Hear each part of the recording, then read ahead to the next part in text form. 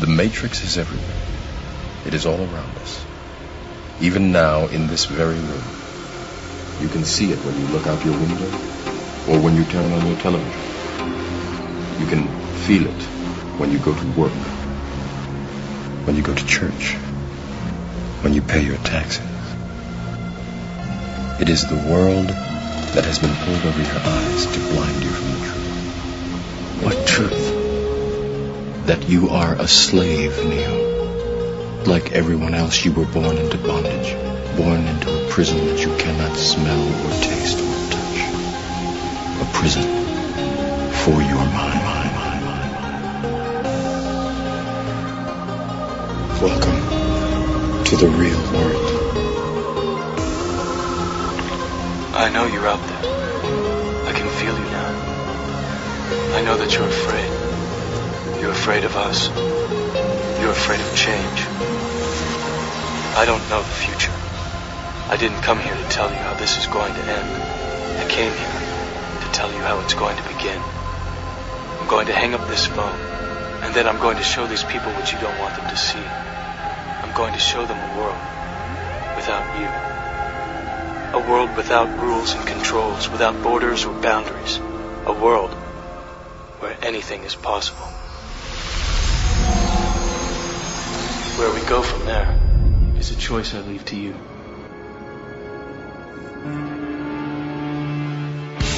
And welcome, ladies and gentlemen, to a special presentation of Truth Frequency this April 12th, 2010. Joining us in a few minutes is the one and only Michael Tsarion. His official website is michaeltsarion.com. His new DVD is Architects of Control. We did a great interview with him back in December, I believe. We did 2 interviews with him, as a matter of fact. But this time we've got him on for as long as we need him, which is absolutely great. Polygraph has been gracious enough to give us the airwaves for as long as we need to get this conversation finished.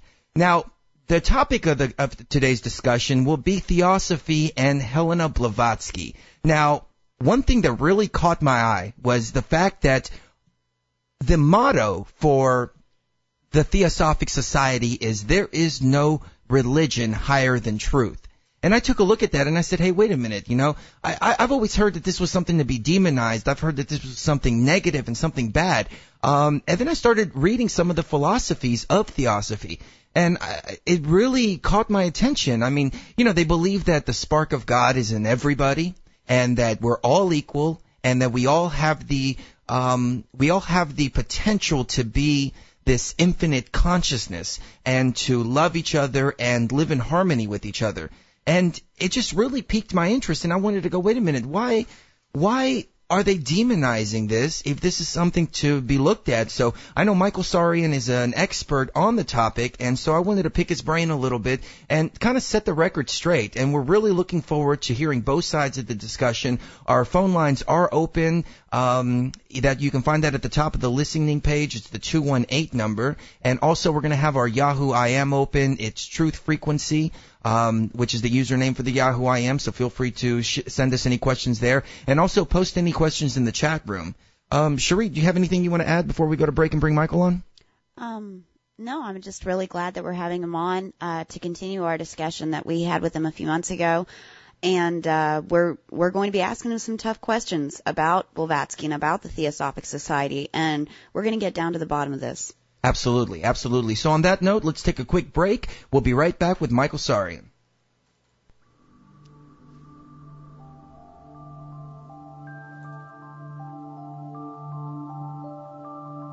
So it says here, there's an interesting caption, it says, "Here stands the new man. His conception of reality is a dance of electronic images fired into his forebrain, a gossamer construction of his masters designed so that he will not under any circumstances perceive the actual or the real. His happiness is delivered to him through a tube or an electronic connection. His God lurks behind an electronic curtain. And when the curtain is pulled away, we find the CIA sorcerer and the media manipulator. Jim Keith, Mind Control, Mass Control, just one of the fine books on, the manipulation of consciousness that he did before he sadly basically was killed, he was one of the people, I think, one of few who understood that the real war is a war on consciousness. It's very important to always remember that it may have so many other permutations. Now we're seeing it's, mass killings in America or what have you. But and then all heads turn. As soon as that comes on the little media framed image, then people are shocked, and they turn to that as if it's some sort of freak phenomena or something like that. It's actually, the sad case is, it's not freak. And anyone who's really studied mind control understands that mind control is ubiquitous. It's almost the question of who is not mind controlled, as opposed to who is mind controlled. It's just a difference in degree. And the elaborate Luciferian satanic networks that work with mind control on all its levels, and tying into the military establishment. This has been thoroughly documented. In 1993, announced that the entire spree was engineered by a satanic cult, and others had participated in the plot. Of course, everyone had played a role as far as the chanting and the praying. Everyone had a role in that, and understanding that, this was going to be another sacrifice to our gods. Bunch of scumbags that they were. Our gods, Lucifer and his crew. And we said, yeah, this is going to be another one for you, And I said, and welcome back to truthfrequency.com. This is Chris Gio. And joining us on the line, we have Michael Tsarion, all the way from Ireland, I believe. Michael, are you still out in Ireland? I'm in Europe right now, Chris, doing a series of, we're still filming. Oh, excellent. DVDs, and also was invited to do a series on symbolism and satanic cults and what have you here in Gothenburg, Sweden. Excellent. So we're doing that. It's a series. Excellent. Thank you so much for joining us, especially last minute like this. The topic, as I told you off air, is Helena Blavatsky and this whole theosophy. I mean, what really piqued my interest was their motto, there is no religion above truth. And that's something that I've always felt in my heart. But you talk a lot about Satanism, you talk a lot about Luciferianism, and that you expose all these people, but then it turns around and a lot of people make Helena Blavatsky and the whole Theosophic Society look like Satan worshippers. Can we set the record straight? Well, the people who are doing that, of course, are coming from either little knowledge or they have a Christian persuasion. Nothing essentially wrong with that. But unfortunately, there can be downsides to that. I've often emphasized time and time again in my work that these partisan affiliations can be detrimental when you're in this particular subject matter. I've gone even deeper than that, of course, and said that, look, you're actually in an occult sphere of knowledge in which your settings have to be adjusted. But even without going into that, still there is very much a detrimental skewing of certain facts. And I think this can be proven quite clearly by objective researchers, so that when you're coming, it's no different than we would find if, for instance, Catholic writers were commenting on Calvin or Luther or Protestantism. It'd be no different if Lutherans, or Methodists were trying to comment on Catholicism. It's no different if Christians were critiquing Judaism or Jews were critiquing, Christianity, or Western political pundits were critiquing, communism. You have this. So we always have to bear in mind that you may be interested in a certain subject matter. You may even have lots of fascinating, scintillating facts at your disposal. Your research may be very needed in the world. But at the same time, we have to also bear in mind that almost every person that writes, every person who speaks, every person who holds an opinion also has a prejudice. And in the occult area, which I totally myself believe that this conspiratorial information is basically an occult subject, there can be downsides to that. And this is what we then find in a hardcore way when you hear critiques of certain people. And therefore, you have to be very conscious of that. We forget about it, of course, because it's so close to us. These prejudices that we have, these affiliations, these partisan beliefs are absolutely so close to us. We wear them like clothes, so we forget that this is the case. And so that objectivity is often lost. And it's certainly to be found in all areas of life. It's to be found in politics. It's to be found in the academics who have this prejudice. It's found in all manner of scholars. And then, of course, it's like a snowball effect. One person may disseminate either deliberately or misgivenly or even benignly a certain fallacy about a particular person. That snowballs. Another author picks that up without research, continues it. Next thing it's on TV. Next thing it's on radio. And the snowball keeps going. And before you know it, it appears that these fallacies are then taken for facts. And it can be very, very difficult to then, convince somebody to do away with all of that and look with fresh eyes. And another point, of course, pertaining to this is that little knowledge. Unfortunately, people don't do the homework. And one particular area, which is very, very, very pernicious, is that people will debunk or they will criticize a particular scholar and almost even verbally then tell you once you quiz them on it that they haven't even actually read it, or they'll even be so ridiculous to tell you, well, why should I read that person? I know they're a fake. I've seen that. Hang on a minute. I've seen that on the forums. I'll give you several reasons why you should. Because number one, you're blurting something out, and you may be wrong. That's number one. And two, your voice is now being heard by very, very many people. That's why you should know what you're talking about. And of course, we can't even get past that. That person will just be adamant about it. No, I'm not going to do it. I know that this person's a fake. I've heard that on the grapevine. My best friend told me. I don't need to go and read that person's original works. And by the way, this is not a modern prejudice. This is something that 500, 600 years ago, you can still find this kind of mentality in operation. Well, it never ceases to amaze me. Well, first of all, my research shows that Blavatsky's work was basically hijacked by the Theosophic Society and turned into something completely different. And when I point this out to Christians, they turn around and say, well, no, it was Alice Bailey, is that her name? Alice Bailey was a disciple. And I said, no, Alice Bailey hijacked her ideas. Now, they can't understand the connection. They can understand the connection, though, where Christianity was hijacked by Catholicism and turned into something else. Why can't these people understand that the same thing applies with Theosophy? Oh, I totally agree. And in fact, they're quite wrong, because one of the top, and I think most brilliant writers within the Christian movement, conspiratorial, there's several of these people like Eustace Mullins. Many of them are my own personal mentors. Another one I recommend is James D. Wardner, who wrote a brilliant book called Unholy Alliance. It is written by a Christian author. He is a Christian.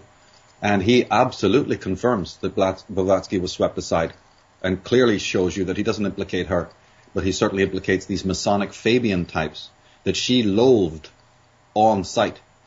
Many people mistakenly talk about Blavatsky being a socialist because a lot of her doctrines, or some of her doctrines, were then, I would go so far as to say, plagiarized, literally lifted from her occult work, reframed in a political framework, because this was common at the time, and there was even reason sociologically why that happened. And it was also to discredit her. Well, these doctrines were lifted, symbols were lifted. I mean, it is an absolute fact that the swastika that her organization used, not in anything like a Nazi context at all. We have to always remember that Blavatsky was an Oriental scholar.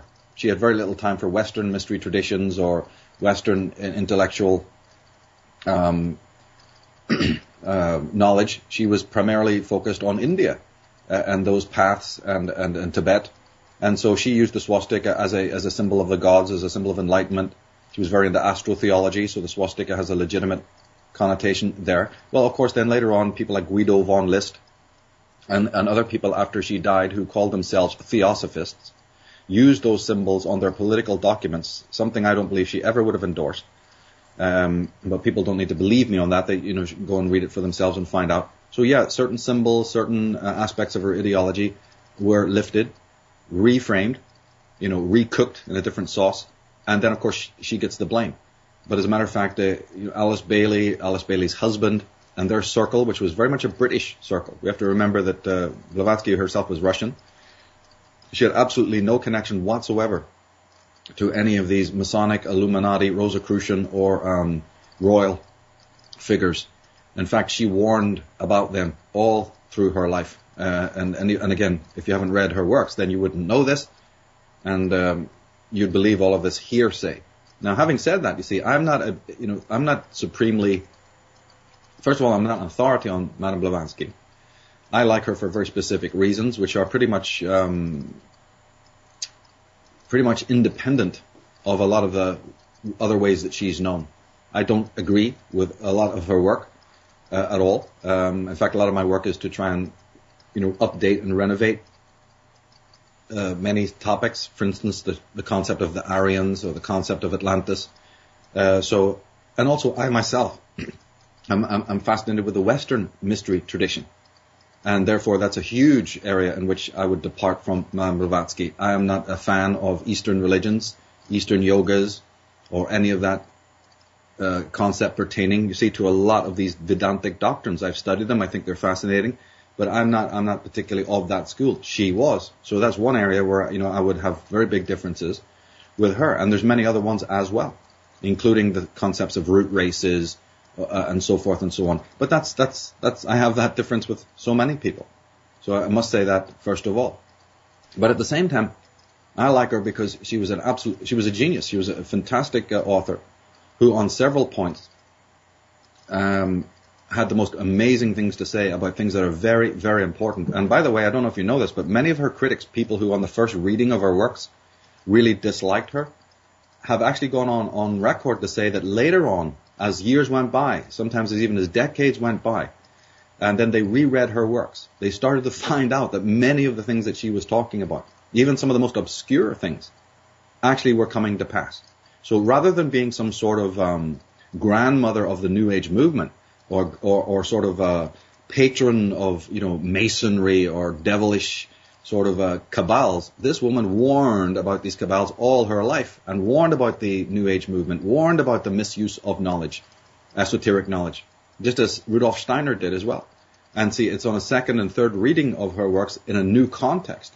So again, you have to also say, okay, who were her critics? A lot of them existed at her own time. In fact, her most vehement critics existed pretty much when she did. They were contemporaries. And therefore, a lot of what they said is now rendered useless to us, because time has moved on. We see her light more. We see what she was saying more. And their idiotic critiques hardly hold any water. In fact, the only one that probably still holds a little bit of water is the more academic critique that she didn't source her works as well as she might. And there's even rebuttals for that. I don't know if we have time to go into that as to why she did that. But that is actually one critique that you could say, yeah, okay, she was at fault there and should have sourced things more. And then we'd look into the reasons why she didn't do that, etc. But a lot of the other critiques of her have all been completely solved. And I believe, dismissed in many ways. And if anything, as time goes by, we start to see the really profound genius of people like her. I agree. I mean, one thing that really stuck out to me was that we're all have the God spirit in us. We're all capable of this higher consciousness. And as a matter of fact, wasn't she the first person to really explain in depth about human spirituality? Sure she did, but very much so. She was very interested in that. And these, of course, tie in with her metaphysical ideas, many of which I'm not a person who agrees with. But at the same time, sure. I like her for one specific thing, and that she had a very strong doctrine of the self, which reminds me very deeply of Ayn Rand. For instance, she has a quote that, if I may, I'd like to read. Absolutely. She says that the pivotal doctrine of the esoteric philosophy admits no privileges or special gifts in man, save those won by his own ego through personal effort and merit. So she's absolutely saying that, look, just because she's a medium herself, or just because she's a so-called spiritualist, in quotation marks, and just because she deals with mysticism, she still has her feet on the ground and understands that, look, no gifts are going to come to your mind, no worthy gifts, unless you've earned them. It's up to you. It's about where you start from. It's the kind of person you are. It's the road that you choose to take and the pace that you walk on. That will be the most important thing when it comes to revelations of all kinds. So again, yes, she looked to the person. And of course, that immediately put her at loggerheads with all institutions. Because all institutions say, well, that doesn't really matter. You're kind of not really meant to focus on the kind of person you are. You just conform to our way. You just believe in our little gurus. You just read our little holy book. And most of those things will be ironed out. All those problematic differences of your psychology and your personality and your ups and downs and even your psychological anxieties, we'll take care of all of that because we know that you're a wastrel. But now when you join our order, we'll take care of it all. So, of course, that was one reason why I think the officialdom had such a problem with her. There was actually much deeper reasons why they had problems with her, and it's because of her statements about the Jews and their antiquity. Uh-huh. It was her statements about the absolute criminality of the Christian Church, particularly the Vatican. These were in her great book, which I refer to a lot, which is Occult Doctrine, The Secret Doctrine, Volume 3, which is also sometimes called Occultism, that book. And one thing I must add, while we're on that subject, is that all her critics, this is every single one that I've been able to find, who critique her on various things, never mention those quotes, which I have throughout my works. I've repeated even those quotes. I have them in several slideshows, I have them on DVDs, and I've used the same quotes from that book in the Irish Origins of Civilization, and I think 2 or 3 turned up in the Astrotheology book. So I've constantly referred to these quotes because I think they're that important, and it's one of the reasons, as I said, is I really like her for that. Then you turn around and say, well, this book was available. Researchers should have this book. These quotes are not like sort of invisible. They can be found.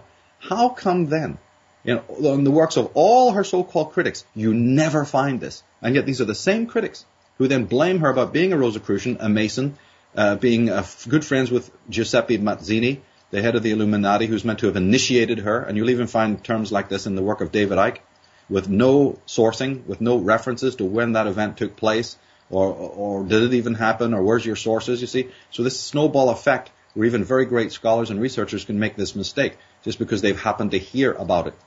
And then you go deeper and you find that this is probably not even the case, and there's no sources about it. But then, as I said, coming back to what I was saying earlier, where are the quotes that show her openly critiquing the Jesuits?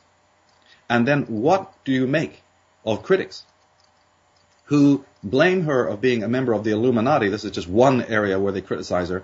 When anybody who's done even like any deep type of research at all knows that there's not a hair's breadth difference between the Jesuit order and the Illuminati. In fact, when you really do your homework, as I've done, you know that they're one and the same. And I don't care if the Jesuits call themselves the Roman cult, which is in fact a term that they actually use. There's actually a term known as the Order of the Roman Cult, which is nothing more than what the Jesuits are now. Whether they call themselves Propaganda Due, the Children of Loyola, I don't care what terms they give themselves. The Alan Dumbros or whatever, all the different Hydra heads that they've had, you see, how they disguised themselves. When anybody knows that, look, the Illuminati was formed by the Jesuits, there's not a hair's breadth difference about them. How can then the person who should know that then claim that Madame Blavatsky was a member of the Illuminati when so many efforts she went into to point out the criminality of the Jesuits? You see, so again, there's a contradiction right there. So unfortunately, the people who come to a lot of this work for the first time, who don't know these pieces, who don't put these pieces together, will fall for those very shaky, theories.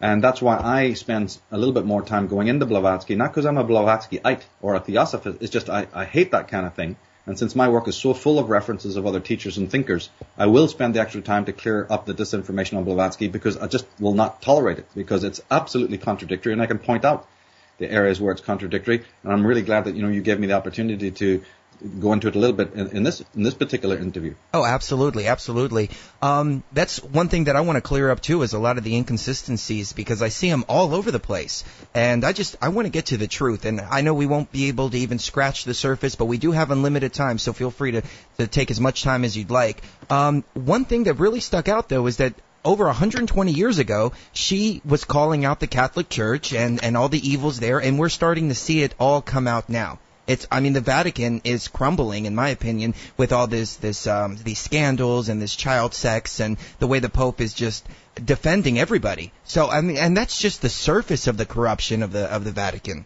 I was just going to say that. You took the words right out of my mouth. I was just going to say that is only the tip of the iceberg. It's what people can see in front of their face, though. So at least they can see that something's wrong. But, oh, yeah, it goes way, way deeper than that. That's right, and people need to pick up the works of Baron Avro Manhattan. People can get into the work of Father Alberto, Malachi Martin, other names will come to me who have gone into greater depth to show what kind of an institution this is.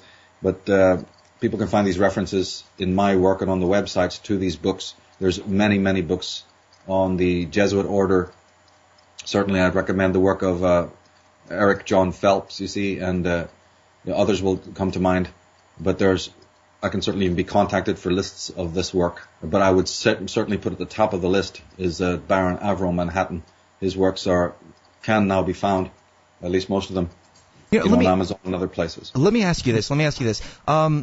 A lot of people say that she's the mother of the New Age movement. Is that an inaccurate statement? Oh, yeah, I think it is. I think it is because, first of all, what the New Age movement became. You see, the most important thing to always bear in mind when you're talking about Blavatsky that will solve a lot of problems, it's sort of like a rule of thumb with her, and that is that she had no time for politics. So anyone who points to a movement that is in any way geared politically, which, as a matter of fact, the New Age movement is, because the people like Barbara Marx Hubbard and various other sort of leading alumni within the New Age movement were, in fact, people very close to the corridors of power. Annie Besant was the same. She was a Fabian. And these are people who are very, very locked in to not only the royal families, but many institutions like the London School of Economics and many other think tank type organizations. And they had a political orientation.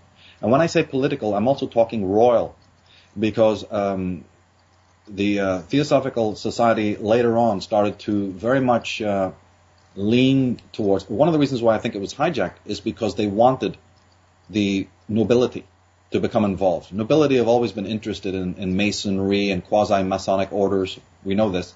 And so the Theosophists started to pander to these guys even more. There was a certain amount of it when Blavatsky was alive, but it wasn't anything like what happened after the period. It's one of the reasons why Krishnamurti also decided to break away from the entire Theosophical edifice.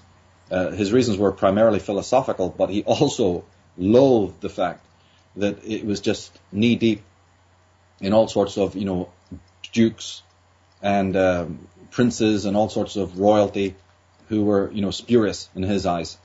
And I believe that Blavatsky, like Krishnamurti, had no time for politics. They didn't see any legitimate connection between occultism, mysticism, the journey of selfhood, and politics. To them, they were completely the opposite. One was like the spawn of the devil to them, the real evil, so to speak. Yeah. And the other was, an intellectual, spiritual concept.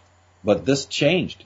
And people, again, it's so close to us, we wouldn't notice. Because when we hear that, there was famous Theosophists like Bulwer Lytton, and oh my goodness, we have George Bernard Shaw, and even the Bertrand Russell types, we immediately blame that on, Blavatsky. But hang on a minute, each of those people had very deep ties to British royalty. Now, I don't remember any case of Queen Victoria, of Blavatsky, going up there and being invited to Buckingham Palace. I don't remember her being invited to any such org or shaking the hands of any dignitaries or royal figures of that level or hobnobbing with them. She was a hermit. She was practically poverty-stricken, which accounts for one of the reasons why her books weren't sourced, amongst other things, and so forth and so on. And in fact, coming to Bulwer Lytton, because of many, many people in their books that you'll read will always link her, not just with Giuseppe Mazzini, as we said, but with this character Bulwer Lytton, who was a famous author, who was an extremely high-level Freemason. And his son, in fact, was the Viceroy and Governor General of India in the 19th century, right? Very elite people working directly under Queen Victoria and these Habsburgs and Saxe-Coburg-Gothas. And it was actually under Bulwer Lytton's, under that governorship, that the Lytton family produced opium in massive quantities. They were agents of the British, the East India Company, you see. Mm-hmm. And these are some of the most, in my opinion, the most demonic people. These are people who then later on went to set up the Russell Trust, the Virginia companies, you see, the Skull and Bones societies, all of these groups and organizations. And then what do you find? That the very people who are busy critiquing Madame Blavatsky don't even know about these other names or mention them only in passing. What about your Coit Gilmans? What about your Tafts? What about, these Albrights and Harrimans? What about the people who are going around creating mass murder on this planet, who are filthy rich? Like these Livingstones and Guggenheims and whoever. The list is endless, right, of the people that you can actually put the finger on, like these Bulwer Lyttons and so many other organizations. Or even if you want to fast forward up to the sort of Nazi era or pre-Nazi era, you don't have enough people to critique. The people who don't even know about the von Thissens, and the people who don't know anything about, Helmut Schlacht, or that Paul Warburg funded Hitler, or that Prescott Bush. Of course, some of this information is slowly coming out now. Right, the Union Banking Corporation. The names of the prime movers, right, in the world conspiracy are absolutely, the list is like filing cabinets long. And you'll find these books of authors who never even mention this, but it's Blavatsky this, Blavatsky that, all the way through their books. It's pathetic. She arrived in New York penniless, right? Sure. She traveled all over the world penniless. Let me ask you this, though. I heard that she came from a wealthy family, though. Is that not true? They were somewhat wealthy in the sense that they were, I think it was on the mother's side, I'm not quite sure, was connected to the elite, the nobility within Russia. But that doesn't mean that they were rolling in wealth. They were descended from nobility, and her mother, in fact, was a sort of a child prodigy herself, a very famous writer, who she died at like 28 years of age, her mother. But in that time, she had already written like a dozen novels and was considered like the George Sand of Russia. And I think her father had a post, was originally from Germany, and had a pretty good job and had come and settled in Russia. So yeah, they lived. They were comfortable, and her grandparents also had a very, very, very large library, which played a great role in the girl's life because she and her sister also became a very well-known novelist. So literature was in their family, and this big, big library that her grandparents owned played a huge role. And right where she lived, in fact, there was I think he was like 100 years old. He was the local Russian sage, this kind of seer or prophet. And he always said that Madame Blavatsky, Helena Blavatsky, would go on to do amazing things, and she was special and not like everybody else. And again, that brings us back to another interesting point, which connects to controversy in the world. When you are a genius, and remember, contradictions, by the way, are the hallmark of a genius. I know how people haven't really been able to swallow this yet. They point to these contradictions in a person's personality, like a Van Gogh, or a Wilhelm Reich, you see, and all of these kinds of things, these people, and go, oh, they're just so contradictory. Yeah, but it sounds strange to say it, but contradictions are actually very much the hallmark of a genius type, who's living, who's working in their mind, who's developing, and yesterday's person that they were may not be the same as the guy you meet one day later. Well, what's to compete with that? The guy that you meet 10 years ago and he's exactly the same when you meet him again? So, okay, contradictions may not be pleasant on paper, but those are actually the hallmark of a person who's constantly growing, constantly developing. I totally agree with that. It's what I tell people. If you're not constantly evolving and changing your views because of new information coming in, you're doing something wrong. Right.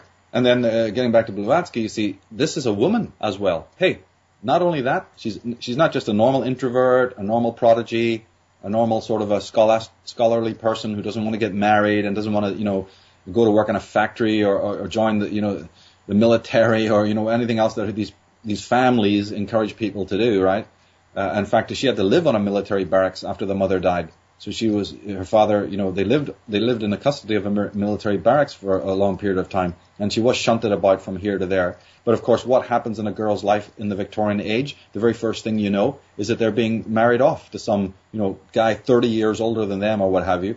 And this is the kind of lifestyle that she was offered and didn't want anything to do with it. That already is tantamount to being called a devil worshipper in those days, or somebody who needed the treatment, to hose you down or dunk you down. I mean, and I don't think things are really much different today when it really comes to it. But you can imagine a girl brought up in the 1800s who was introverted, sensitive, scholarly, knowledgeable, mediumistic, a female, and then at the same time a genius. I don't think you're going to win too many friends. And this is exactly what happened.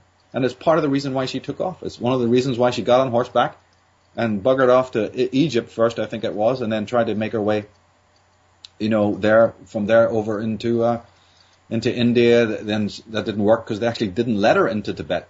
What people don't realize is that the British government officials didn't like her or something, and there's some controversy happened, and it's in her official biographies that have been written by A.P. Sinnott. He's the one that really has the goods on her, A.P. Sinnott. In fact, do you realize that for up until, she was almost 50 years of age, Madame Blavatsky was pretty much unknown in the world? I didn't know that. Oh, yeah. It was only until very late in her life. Certainly history would have easily forgotten about her. It's just that a guy called A.P. Sinnott went to Russia and interviewed her folks and tried to put some information together because he had found out about her, and that got her notoriety. She was known in her time, of course, to the small circle. She had formed the Theosophic Society, and she had written her books. But what that means is that you get your moment, you get your 15 minutes of fame, and then you die away. In a historical context, people were forgetting about her. So she wasn't as super famous as a lot of the other people that came along afterwards, you see. So her name was was falling aside, by the wayside. And it was because of A.P. Sinnott's book and a few other things that, again, secured her name a little bit more, But her idea to run, to leave and to travel, she went to Mexico. She spent lots and lots of time in America, as you said. Got to know some very interesting people there, some of them wealthy and some of them not so. And went to live even with Native American Indians. Took lots of notes, you see, went around the world. And so, again, a woman in those days, that was not common, especially for a woman who didn't really have a lot of wealth. And so having that kind of knowledge, having that kind of experience is extremely rare. How many people, for instance, in the Eastern Bloc, how many women from the Third World in those days ever traveled into the West to have that kind of experience? And how many people from the West, women, were able to, just like Marco Bloody Polo, take off and visit the entire world, not just the world, not just nightclubs in Miami, but go to ancient sites like Palenque, go over to Knossos, go over to, Thebes, go over to Tibet. Very, very few. So by the time that this lady was 20 years of age or 25 years of age, she had more knowledge, more worldly experience than probably everyone she ever met.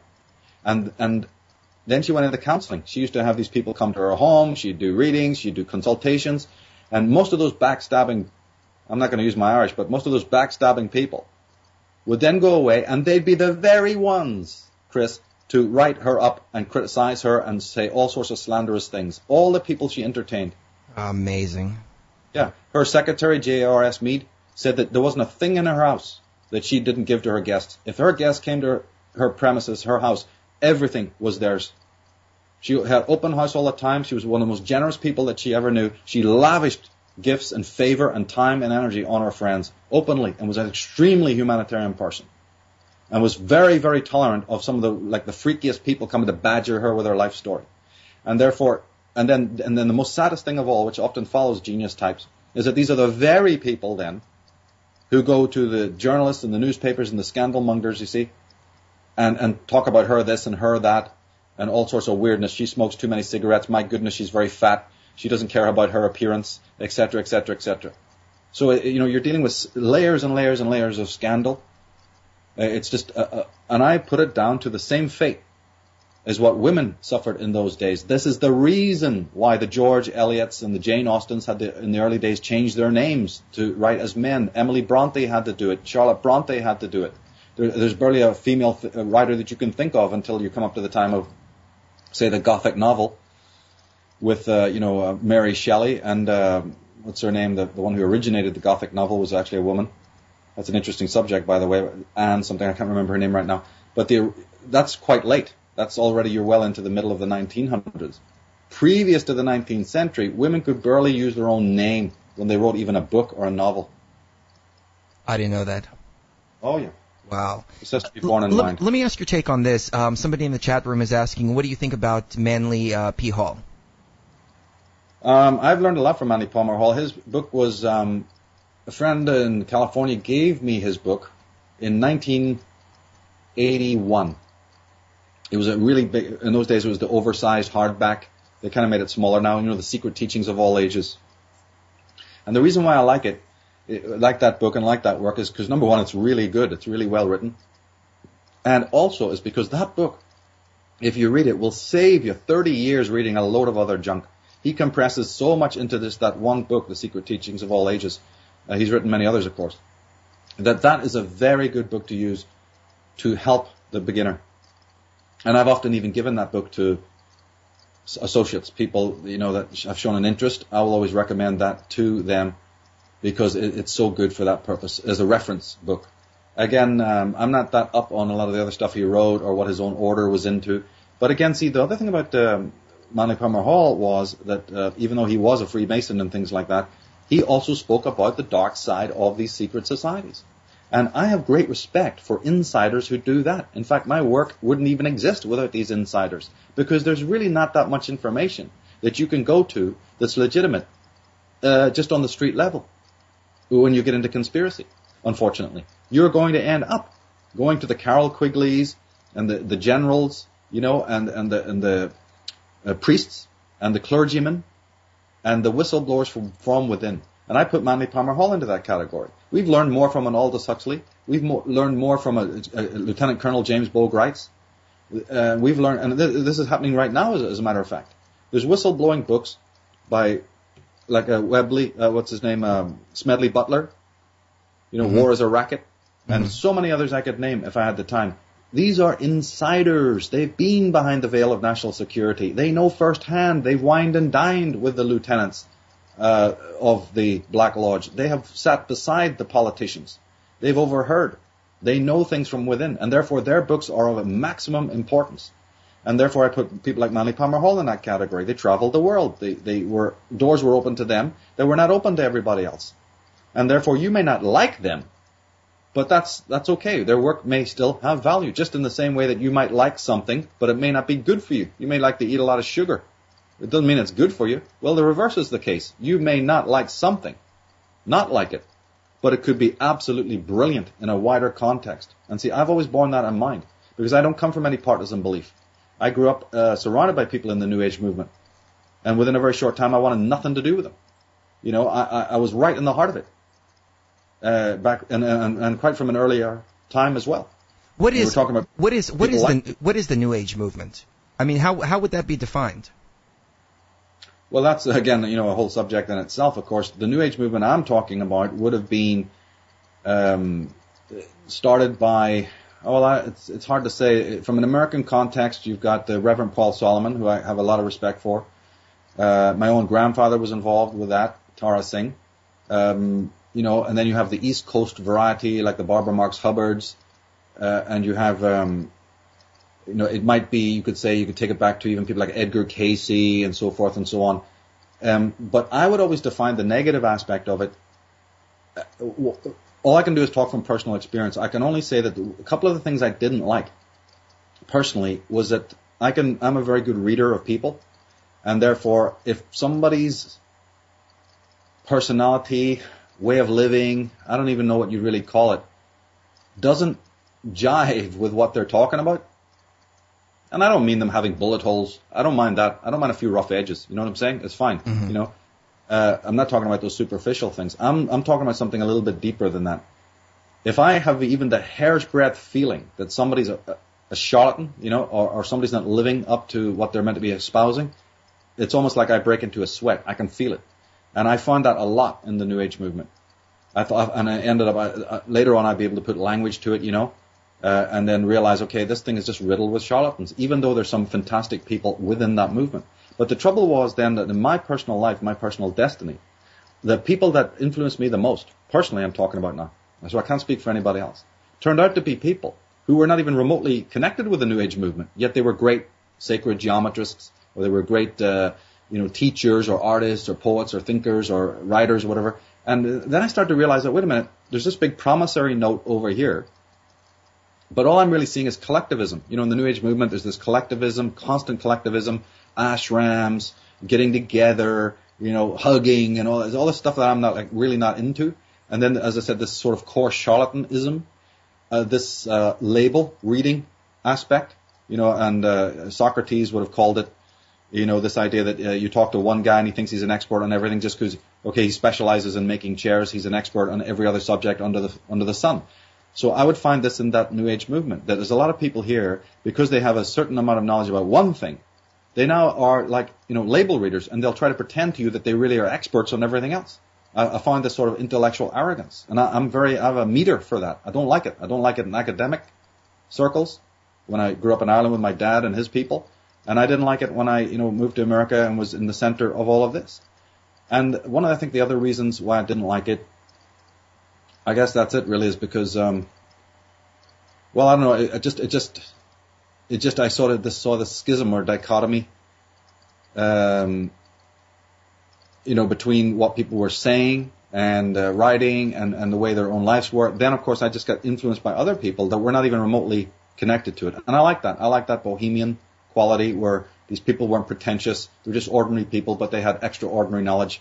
So I started leaning more towards that, But again, I would say that Edgar Casey, who's a great seer, great prophet, he might be one of the the foundations of it. Certainly, Reverend Paul Solomon, his organization was connected to the Wrekin Trust of England, which was run by Sir George Trevelyan, who was a personal friend of ours. He was another person we knew in our family, and a very lovely man. And so, I remember what the other reason was. The other reason why I didn't really like it in the end of the day is I just didn't buy into their ideology. I literally didn't really buy into it. Mm-hmm. And don't forget that the New Age movement, even though it's founded in America or it's sort of apparently Western, you must know, of course, that it's mostly based on Eastern philosophies ultimately. In other words, the Eastern religions and Eastern practices very much infuse, as you well know, the yogas, the meditation styles, the beads and the robes and the ash on the forehead and the mushrooms and the, all the palava and the namastes and all of this other garbage, It just seemed too packaged, too sort of Eastern, and I have huge problems with that. I haven't spoken on it a lot, but I have major problems with all forms of Eastern religion. I don't, maybe we don't have time to go into it, but I have serious problems with all forms of Oriental religions deeply. And so the New Age movement is knee deep in that. You only have to go into any New Age bookstore over there in America. You only have to hang around any of these loony cults. I won't go so far as to mention any names, but I was affiliated with many, many of them. And this kind of also was not something I was interested in. We have a couple questions from the chat room. Guys, I'm writing everything down here, and we're going to get to them later in the broadcast. We are speaking with Michael Tsarion. His website is michaeltsarion.com and Architects of Control. Let's take a quick break, and we'll be right back.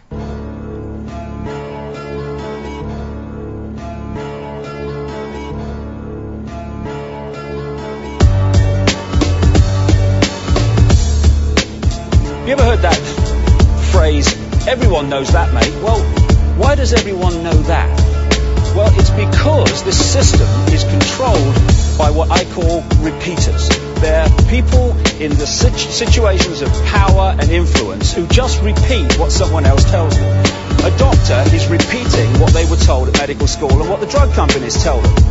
You've got teachers who repeat what they learned in their exams or what they learned at teacher training college, and they repeat that to the next generation. And the great repeaters are what pass for journalists. This is that area outside Parliament where they stand there doing their pieces to camera telling people what's going on.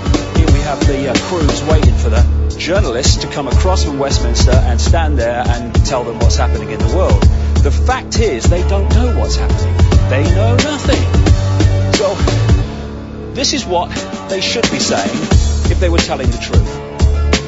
Now over to Westminster for the latest news from David Icke. Thank you. Well, I haven't got a clue what's going on. I tell you what my job is, right? I wear a dark suit, not normally, but I'm playing here. And I come over from there and I tell you what they told me is going on. And I deliver it as if I know what's going on and it's really true. I've got a clue if it's true. But they tell me, and they wouldn't lie, would they? Would Tony Blair lie about what's really happening? Would George Bush please? I'm a journalist, trust me. And so, what we call news, what you get paid a lot of money for reading Autocue about, is merely propaganda that they have told me and I tell you. David Icke, BBC, ITN, CNN, CBS, Sky News, Westminster.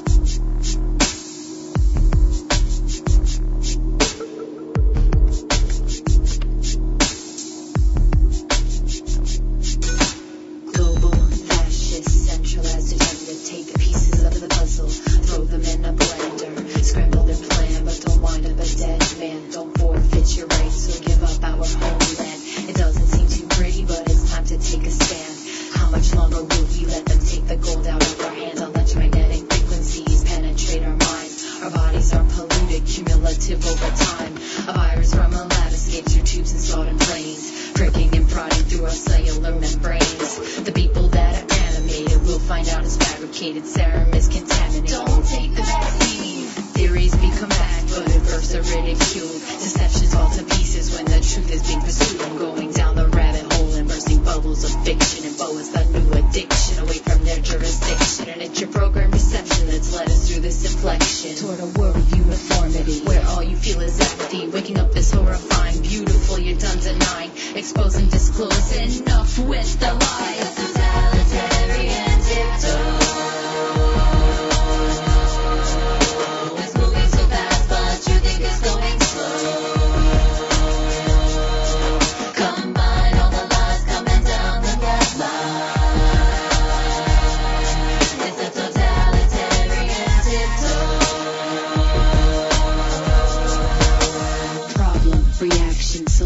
Revolution. You can only push the people so far till they reach their own conclusions. And welcome back to Truth Frequency. We are speaking with Michael Tsarion, and we were talking about Helena Blavatsky, the New Age movement, and how things came to be where they are. I mean, my personal views on everything is that the truth is not going to be packaged in one little book. You have to look everywhere and draw the truth out from every source that you come across. I mean, would you agree with that?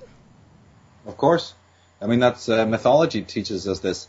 The god of knowledge was Mercury, and he had the ability, he was the only god who had the ability to go between Hades and hell. All doors were open to him, all hallways, you know, the gods and the goddesses would all have to accept Mercury. And that's a metaphor for the mind of man. There should be no place that he disallows himself to go, because ultimately the last frontiers of the world are mental, and all real change is also mental. And you're not going, you can't live in a one-seasoned world. Nature won't allow it, and we're doing it, and that's why that's why we're experiencing all these meltdowns. That's why we're experiencing the kind of disenchantment that we're seeing right now, is because man wants to live mentally and psychologically in a one-seasoned world, and that goes against, the ways of nature. It goes against his better nature, his inner nature. So yeah, when it comes to knowledge, people have to be prepared to have all the seasons and all the flavors in order to really find out what's going on. Absolutely, absolutely. Let me pose one of the questions from the chat room to you. Hold on, I've got them written down here. Somebody wants to know if you're doing any presentations in America. Yeah, Brian Hall has actually invited me to speak at Conspiracy Con in June, so we'll be there. And that's about the only one I know is planned right now. There's several others in the works, but that one is the one I know about. Okay. And do you have any comments on somebody named Freeman? I'm not sure who that is, but from the Freeman perspective, because I've heard Michael say a few disbarging. I can't read this what this guy wrote. Do you have anything to say about the Freeman perspective? No. No. Okay. I can't tell what he was trying to write in that question. All right. Back to Blavatsky. What else can you tell us about her? Well, let me just mention that Brian Hall's website is conspiracycon.com. They can go there for more information on that. Conspiracycon.com, just in case they are interested. And what was the question again? Well, if you have anything else to add about Blavatsky. Well, I've got a few questions about Blavatsky. Did the British set her up to look like a fraud so that they could kind of steal her ideas, or because apparently whenever she and Occult got together, while she was out of town, her own people set her up to make her look like a fraud. Yeah, this has happened a lot. This has happened with other people, like Osho, for instance. This has happened where they become either completely freaky and disassociated, or they actually do use a legitimate organization and then they bring it under their own power. Because remember, this particular Black Lodge is very sophisticated, but it also doesn't have a lot of power or time to be creating a lot of its own orders for the public. So what they might do, when they saw that Theosophy was catching on, and when they saw that it was attracting a lot of elites and a lot of intellectuals, and it was really ready to shake the world, they have multiple reasons of why they want to undermine it. Because these are, as I've said before, these royal figures, the ones at the top, they are actually the ones holding civilization back. The politicians, the people that we See, these royal figures, if we didn't have them, they're like the poison in the blood. They actually hold society back. And one of the ways that they've done this is by sabotaging legitimate people, legitimate organizations that may start with the best motives, and then they get in there, you see, and try to subvert it. This is well known. They either try to do that through black propaganda, which is what you're talking about, or they'll literally do it by physically poisoning or taking out the leaders, which they've done. And they do this on all sorts of levels. And that's what I believe personally did happen to Theosophy. They realized that it was catching on, it was growing, it was universal, it was ecumenical, and it was basically about self-discovery, self-development. It was about nothing more than that. So they set up the Society for Psychical Research, which was a British group, and then they sent an investigator from the Society for Psychical Research in to find out if she was a fraud or not. And it was his first case, and he concluded, quote unquote, that the Ascended Masters didn't exist and that the correspondence was fraudulent. And then later had to take it back. Later on, by the way, he refuted this. He was shown to be a fraud, and his research, I think even he himself, I know the source is somewhere, and he had to actually refute this because other specialists came in from other groups and found that it was legitimate, and then they attacked him, and he actually on paper refuted it. He actually took it back. Wow. So, but of course that didn't get publicized. But yeah, you're right.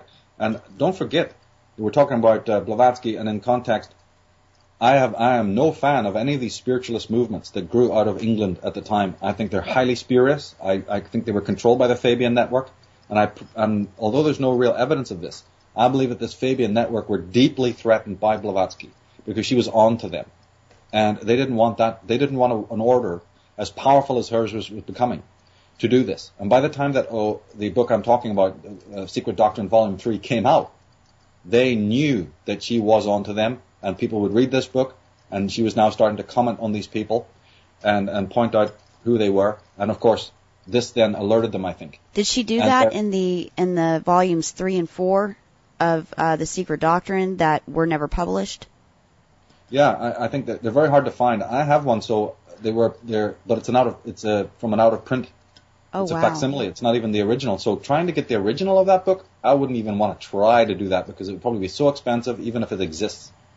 I think years ago I actually found that it did exist, but it was hundreds of dollars or something like that. And by the way, you can prove this. You just go onto Amazon, you type in Madame Blavatsky or whatever, and you'll find that all the books, or not all, but a good many of the books that actually defend Madame Blavatsky are either out of print or very, very expensive, where all the books that debunk her are the first ones that come up, and they're pretty much easy to get. And then second to that, I kind of mentioned this earlier, is that all the so-called critics never quote or comment from the books defending her. They write as if those books didn't exist. Now, see, I find that highly irregular.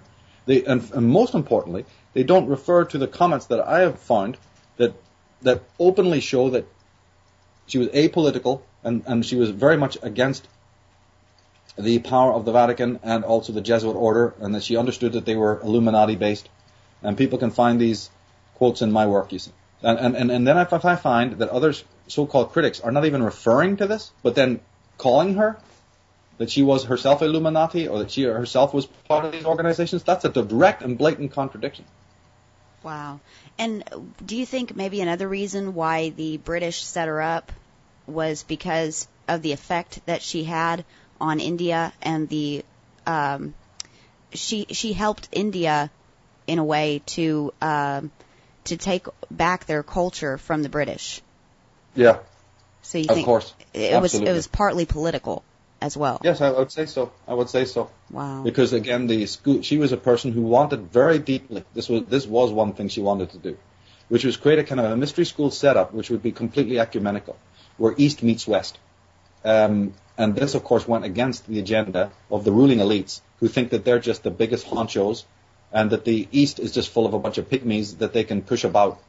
And therefore, they didn't want somebody from the occult world coming who's going to unite man, in a religious or spiritual way. This is something they couldn't tolerate at all.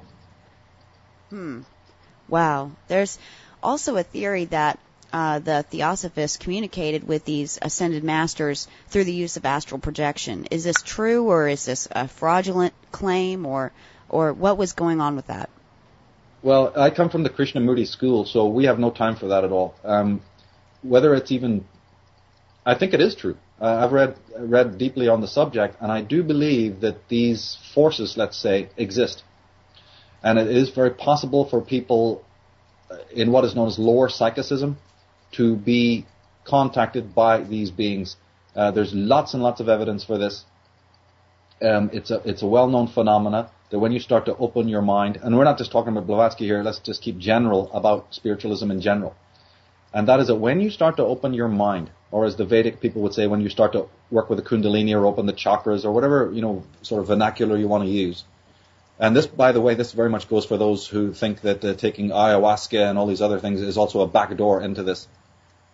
When you start to do this, I don't think that people have even the foggiest idea of the danger that they're in. I think was it you and I we spoke before about whether or not I support drug use or whatever it was. I think yes. Yeah. And I thought a lot about that. I usually try not to publicly even, make statements like that. And by the way, to the guy in the chat room who wanted to talk about Freeman, see, what the main reason why I don't is because I, of my own case, do not publicly speak about the work of other people. Whether I like those people or I don't, I never comment on the work of other people. All I do is suggest that people research what interests them, study it for themselves, and then come to their own conclusions. Because I get this email about 200 times a month, but what do you think of this guy, or what do you think about Bill Cooper, or what do you think about this, or what do you think about that? I've bent the rule a little bit when it's personal associates like Jordan Maxwell and other people of the past who are now dead and gone. But, it's not my job to be some sort of agony aunt or opinion maker. I'm not a journalist, and I'm not going to tell people, what I think of this person and that person, and load on them my own personal things. And this also goes for this topic as well. But I will say this, that I do believe that people have the absolute right to take drugs and go on these experiences and do what they want. But I will also say that they also need to realize that there's really great dangers. And I say this because I know how many people have been destroyed by doing this kind of thing. And it ties into your question. So when a person opens their minds, opens their psyche, and if people have read my Disciples of the Mysterium article, I go into this whole concept with extreme depth and talk about, neurotic behavior and various components of the ego. In very broad terms, I'd say that the Mysterium is a sort of a darker side of the ego, and again, we're keeping it very simple here. And therefore there are dangers. And when people have met these forces, and you can even meet them because of deprivation, people who've been locked up in cells or dungeons, people who've had food deprivation, people in the desert, there's all sorts of ways in which you can sort of enter into that world, of course. Trauma is one way. Listen to what Arizona Wilder, Kathy O'Brien have said. The elite know how to traumatize you to a certain extent, where your mind will also be, opened to these other sort of aspects of the self, the darker aspects of consciousness and what have you. And again, if we tie that into the fact that consciousness as we know it is extremely young and very fragile and vulnerable, this all makes sense. So then what happens when a person, for any number of reasons, tries to open their consciousness to something that is preternatural or even pan-dimensional or whatever you want to call it? I personally think there's real dangers in this. And then I also say that you don't need to. My philosophy is you don't need to do that because man is the highest of all things. He doesn't really need to be, sort of like some sort of a, Alibaba trying to find some open sesame, to some sort of arcane knowledge. It's already at his fingertips. There's other ways to attain this. And as I said, coming from the Krishnamurti school, we have no time at all for any of these distractions, be they internal or external. Just in the same way that I don't support any external authority, well, there's internal authorities as well. And what happens is when people have taken this road, when they belong to these societies that specialize in this kind of thing, they're going to meet these forces, and then they've been called angels, they've been called demons, they've been called daemons, they've been called archons. You see, you're into this whole realm. And I just think that it's very deadly, and there's been so much disaster and fallout. However, I will admit that, yeah, they exist. They're there. There's something there, although I take a Jungian standpoint and say I ultimately believe that these are aspects of consciousness. They're not so much objective realities any more than there's a red devil with horns running around somewhere, So I don't believe that. I believe they're subjective. I believe a lot of this is about aspects of the psyche that we don't understand. And if people read the Disciples of the Mysterium and watch the DVD that's coming out, they'll get more of an understanding of what I mean by that. Of course, that's arguable. A lot of people do believe these are actually objective entities or whatever, and of course we can all always argue that point, That's really interesting that you said that. We recently had a shaman on who gave the complete opposite perspective. A couple of weeks down the line, we're going to have Pastor Tex Mars on to give us a Christian perspective, and that's why I love doing the radio show, because I get to hear so many different perspectives and put them all out on the table and let the audience really decide what works best for them. Well, don't forget that I would include Christianity as a spiritualism. I believe that these people are disciples of the Mysterium. And I believe that the mind, through centuries and centuries and centuries of this kind of orientation, is extremely haunted in ways that we can't even imagine. What we're talking about now, these more obvious spiritualistic aspects, seeing forces, ascended masters, demonic forces, whatever you want to call it, those are just one subcategory or one sub-phenomena within a much larger theme or study of what can only be described as, mysteria. And I believe the philosophers have been haunted by it, the scientists are haunted by it, the religious people of the world are haunted by it, the whole world has it in various ways. In fact, you could almost point out to almost everything that a person is involved in is basically a form of possession. I think it was Jung who said that, look, we are not possessed by creative powers, they possess us. And I know he meant that in both positive and negative ways. And I know he was right. So I believe that, man, we know this when we see extreme versions of great artistic ability. When somebody plays a brilliant, who's a brilliant performer. And you'll even have performers like Alice Cooper who say, I went into an altered state. When I get on stage, I'm somebody else. And you'll even find this from classical musicians. Or you'll find that the Salvador Dali, Van Gogh types, these sort of mad artist types, who will say, they're switching their energy or they feel that they're possessed by something. So there's it's a very fine line, because there's a certain euphoric, ecstatic experience, which is a very valuable part of human life. And you were talking about shamans earlier on, and even in the shamanic tradition, you have aspects like that, in which the shaman goes into an altered state of consciousness and this kind of thing. It's not something I personally am even remotely interested in, even though I've studied it. Because I believe that the reason of man needs to be pretty much used at all points. The vast majority of times in life. This whole possession thing, though, isn't that a Luciferian belief system where they believe that they're being possessed by something? For instance, Jay-Z, he's got his alter ego on stage, and who was the other, the girl that he sings with? Beyonce, yeah, she's got her alter ego. Yeah, she has Sasha Fierce. And she also is called the Queen Bee. And if you look at some of their music videos, you see a lot of Masonic and Luciferian symbolism. Yeah, that's part of the conference we're doing right now. I'm going into that in great depth. This Age of Manipulation conference I'm doing here in Europe is featuring very, very deeply into all of this. And I do know that's true about those people you've mentioned. Although when that kind of is a little bit different than what we've been talking about, the kind of alter egos that these people are experiencing, I believe, are the result of mind control. And the result, so and the result that the fact that they are actually belong to satanic societies who have really messed with their minds. So again, it's a little bit slightly different. We're talking about independent people who may open up and have these sort of spiritualistic experiences. And again, the line can be kind of blurred if we don't know what we're talking about. In this particular situation, I totally believe that there's a hidden hand at work.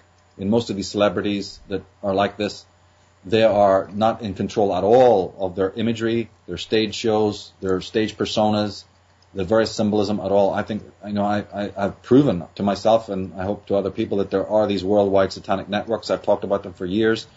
I'm one of the first people to even mention the kind of symbolism that they use in this particular way, why they draw upon the occultism. And then what we have to say to answer your question is that just because a certain society that is even evil, like these Luciferian satanic types we're mentioning, even though they draw upon occult symbolism and numerology and all that, does not mean, even in that situation, that those symbols and numbers and imagery is in itself negative. So we always have to, this is again a fine line, and I know a lot of people can't understand this. I know that Tex Mars doesn't understand it. I know that anybody who's not a Christian to these people is already, tantamount to like a lost soul. Mm-hmm. So I totally do not agree with that, even though I love the work that these people do. But you see, what I try to, what I bring to the table is that even if you're a Christian or you're from the Islam or wherever you might be from, and then you try to speak on this, you are, whether you like it or not, speaking about occultism. You are doing something that is occult. What I'd like to get through to the minds of people who are Christians is that Christianity is an occult religion. And that's what I've pointed out in so many works. And it's basically a fact. It's not separate from that. In fact, one could go so far as to say if you removed the entirely pagan elements from Christianity, and I mean even the Protestant version, there wouldn't be any religion left. And that is a fact. And then, as we said at the beginning of the show, they can often be compromised. I mean, their research, it's not that they're not well-meaning people, I know they are. But their research is perpetually compromised because of their partisan stance. And that leads you into a very serious conundrum. Because what would happen if the very people that you are pointing to as being the most evil, demonic, and suspect creatures on the face of this earth, and wherever they go, they spread disease and death. What happens if you're pointing at that group, but it then turns out that that very group, that very cabal, created your own religion?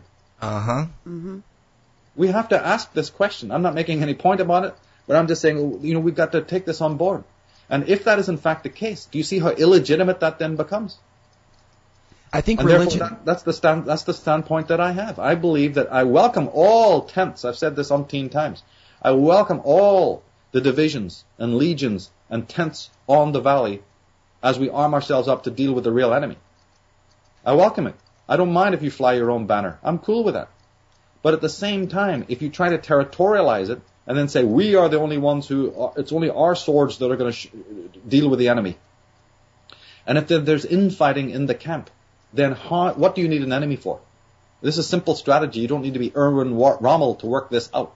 That obviously, if there's nothing but bickering and fighting over minutiae, and unfortunately it is these religious orgs who have done precisely this. They are absolutely guilty of it. And I would go even deeper as I've done and say, look, you might have to deal with your own house. You might have to deal with thinking about this. That could it be that the very people that with one hand you're pointing, you've now analyzed that there's an evil principality at work in the world.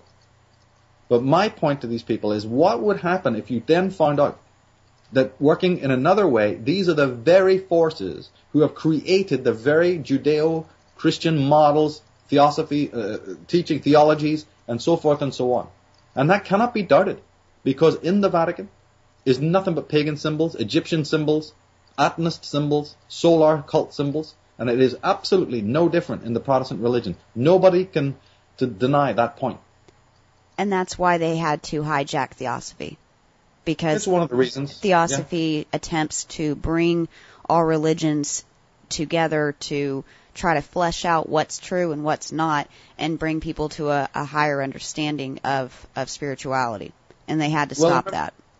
Yes, but we shouldn't even use the word religion. Theosophy, by its definition, is anti-religious. She had nothing but bad things to say about religion. She had nothing but revelations to speak about the Jews and their false appropriation of not only Kabbalah, which had nothing to do with them originally, their language, their alphabet. Blavatsky, now we're coming to the parts that I have always liked her for. Like I said, I'm not a theosophist. I don't buy into a lot of the Eastern traditions that she was interested in. They're not my cup of tea. But what is my cup of tea, and why I really still respect her, is because she had a lot to say about that. She had a lot to say, and that was very taboo. I mean, you're not going to be a scholar in the turn of the century pointing out to the Catholics and the Jews that very little of what they have is unique. For instance, the mithras, the mitre that the popes wear, that very word mitre comes from Mithra, or Mitra, which is the old solar god, you see, of the Persians. Mm-hmm. Mm-hmm. Kaaba, because this doesn't just go for Christians and Jews. The Kaaba is necessarily a black stone in which all the Muslims will circumambulate around. She points out that is purely zodiacal. The moving anti-clockwise around the black stone is to do with the constellations moving around the Saturn or the Sun or what it is. And then she also found out, and it turned out that this was witnessed by an ancient historian called Maximus of Tyre. Maximus of Tyre, people can look him up. He was a famous traveler and historian. He actually said that he had seen the Arabians worshipping their god as a black stone. Thousands of years of tradition he had witnessed before Islam was born. And there's many other instances of the idea of a black stone. The word Peter, which turns up in the Bible, you see, as a disciple. That was a term, Petra or Peter, was used centuries before by the Chaldeans to represent a man who interprets for the truth. We even find it in Egypt as Ta. Blavatsky pointed out that in India, in the books of India, the serpent race was known, of course, as Naga, but one of the other words that they used for the high serpent race was Sarpa, which turns up as the Jewish the cherubim and the seraphim, the flaming angels. Wow. So these terms actually come from the East. There's not a single element that wasn't plagiarized in earlier times from these pagan traditions. So this is what I mean when I say. And then how deeper can you go? How can it... Do you see how revolutionary it is to say that even these people's language, even these people's alphabet? You're going to the real core of something if you're saying that these people's very alphabet has been plagiarized. And then as time went by, as I remember I was saying earlier that some things get vindicated as time goes by, Blavatsky made these statements in the middle 1800s. Recently, this has been now reconfirmed by Tony Bushby to say, yep, that the 22 letters of the Hebrew alphabet were actually the shadows cast by a crystal pyramid that was a capstone that could be placed on top of the Giza pyramid, or actually any pyramid for that matter. And when the sun was at a certain place, just like a prism, it would also cast certain squiggly shadows. And these shadows were always the same shape, and that the priests of Amun-Ra, who worshipped the sun, they would feel that those shadows were Amun-Ra, the sun, talking to them. These shadows that were cast were considered sacred.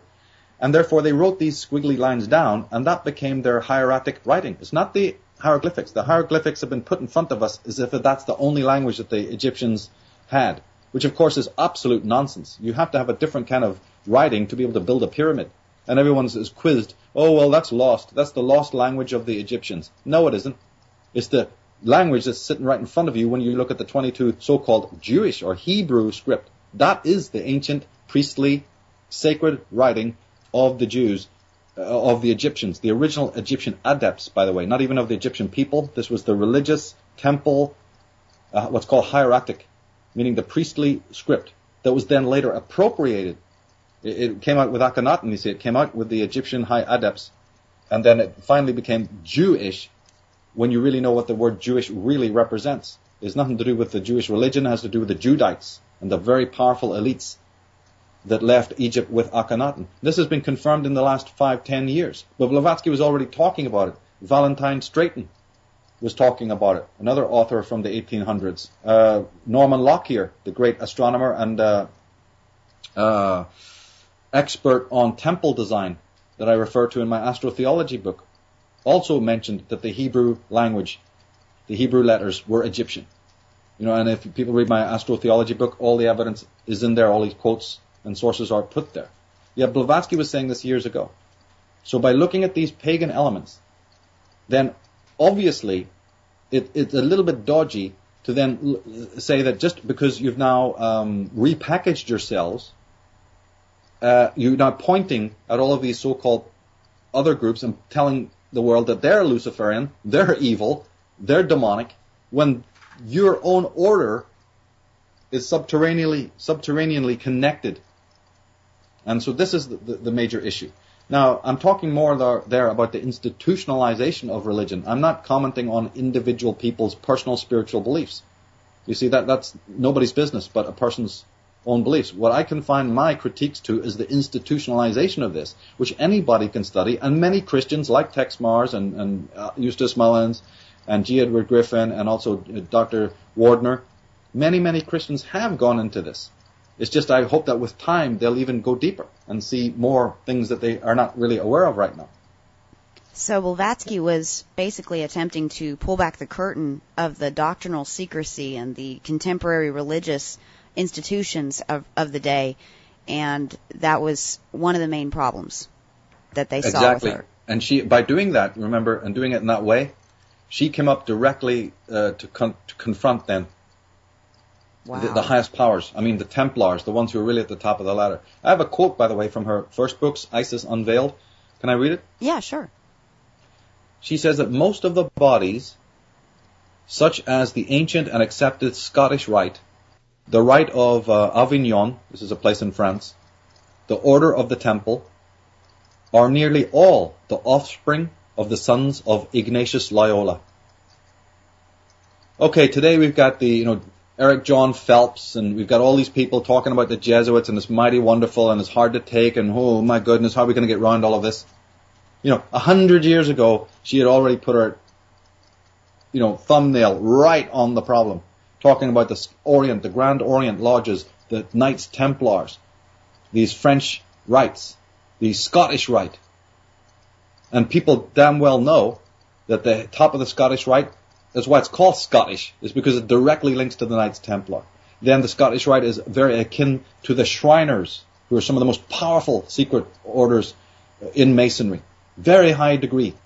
And of course they involve royalty, because my goodness, when Scottish rite was created, it was over the differences between the royalty in England. And the royal figures were the ones doing the divisions. It wasn't ordinary punks from the street. It was the dukes and the kings and the princes of England and France. It was these Templars, these ex-Merovingian people who had moved into England during the Norman conquests and before. And these very same Templars are the people who originated the white slavery movement, originated the opium dealing, created the British East India and Dutch East India companies, were dealing in slavery, in child abduction, child sacrifice, murder. And people are wondering, Blavatsky and her peccadillos? My God, you want to debunk something? I'll give you plenty of homework to do. Wow. I mean, yeah, they try to say that she would do anything for fame, but upon her arrival in New York City, she said, "I am here in this country sent by my lodge on behalf of truth and modern spiritualism. It is my most sacred duty to unveil what it is and expose what it is not. Perhaps did I arrive here 100 years too soon? Maybe. And I'm afraid it is so, for people seem to care less every day for truth and every hour more for gold. My feeble protests and endeavors will be to no avail. Nevertheless, I am ever ready for the grand battle and perfectly prepared to bear any consequences that may fall to my lot." I think that quote would effectively prove right there that this woman wasn't a deceiver or a witch or a member of these secret societies or anything like that. She was a quintessential guru. Right, she was, and also you see she was an insider. So of course, yes, you may not like the fact that she created her own order or whatever it might be, but I always have respect for these insiders because I know their value. As a researcher, I know their value. But I've got a quote here from The Secret Doctrine, Volume 3. It's one I didn't use in the book, but it's an extra one. And I have, she said, had the keys to the hieratic writings, this is the priestly writings, the esoteric writings. She said, had the keys of the hieratic writing and the secret Egyptian and Hindu symbolism been known to the Christian fathers, they would have not allowed a single monument of old to stand unmutilated. Wow. So she is talking about the real destroyers of gnosis and wisdom. Her little order was just a way to try and bring it back and preserve it. In fact, the hurriedness with which she wrote Isis Unveiled, and the fact that there was a lack of sources, which is, not particularly a good thing. You'd wish that a lot more things were sourced, even though you should go with what is said and do the research yourself. But the hurriedness was because she was desperate. She was really desperate to try and preserve. And this is when she traveled. Where is she traveling? Every place she's going to is in ruins. Churches are going up and temples are being destroyed. When she gets over to India, it's in ravages. When she gets over to Tibet, even the modern monks have forgotten how to create the herbs and translate the books. You see, so she was very, very cognizant of the fact that this knowledge was being destroyed. Was being lost day by day. Wow. And so she set herself tirelessly to work, very much in the same way that the great Thomas Taylor did in order to transcribe the works of Aristotle and Plato, into English. So people have done this, and they've done it in abject poverty. Wow. Yeah, so it's very easy, see, for other people to come along and go, well, we got problems with this. Well, who the hell are you? What have you done to preserve ancient wisdom and ancient knowledge? What have you done to fight evil? And she fought it in her own way. And I believe that's why I have respect for her. Even though I don't agree with so many things, I have respect for her because she was a champion of truth. She was a person who definitely tried to fight evil. It doesn't mean that she was academically correct. It doesn't mean that I believe in all of her philosophies. It doesn't mean that I'm going to say for people to become theosophists or anything like that. But a person who's going to have quotes like I just read, and you did, going to the heart of the matter, pointing out that all the traditions of Christianity and Judaism come from these other cults, like I said, the cult of Mithras. I mean, the cult of Mithras, right, for instance, they held the eagle. I mean, check this out. They had the owl, they had the eagle, and they had the hawks. These were actually titles that they used for their various priests. They referred to Mithras himself as the son of the sun. They referred to their ministers as children of the sun, or soldiers of Mithras, you see.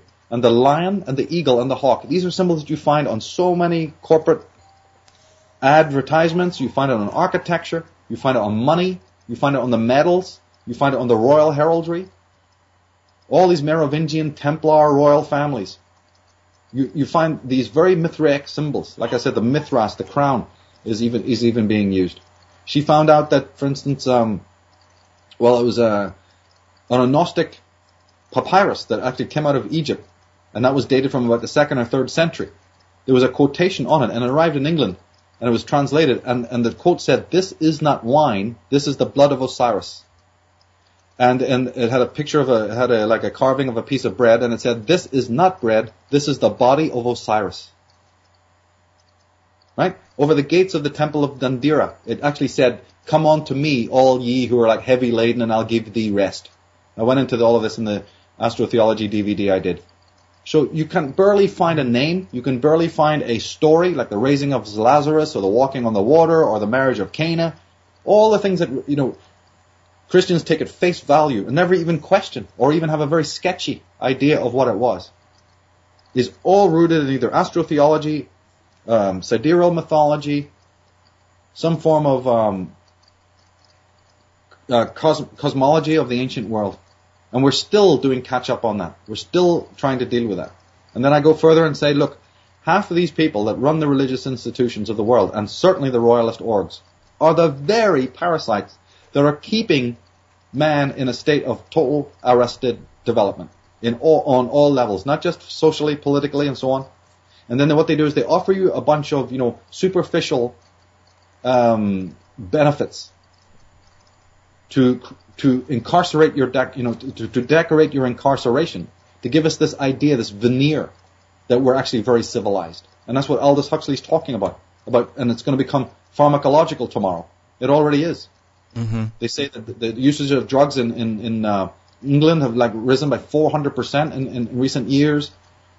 Yes. They're now even legalizing certain other kinds of drugs, because they ultimately know that we're in a situation of complete psychological meltdown.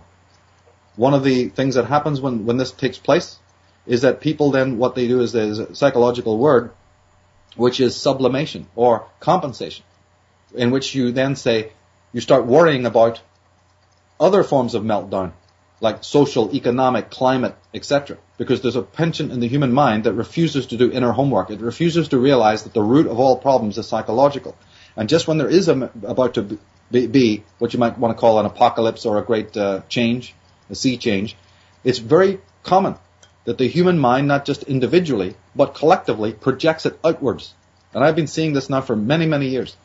And therefore you have all these scares and all this external meltdowns. And it's because the psyche of man enjoys that.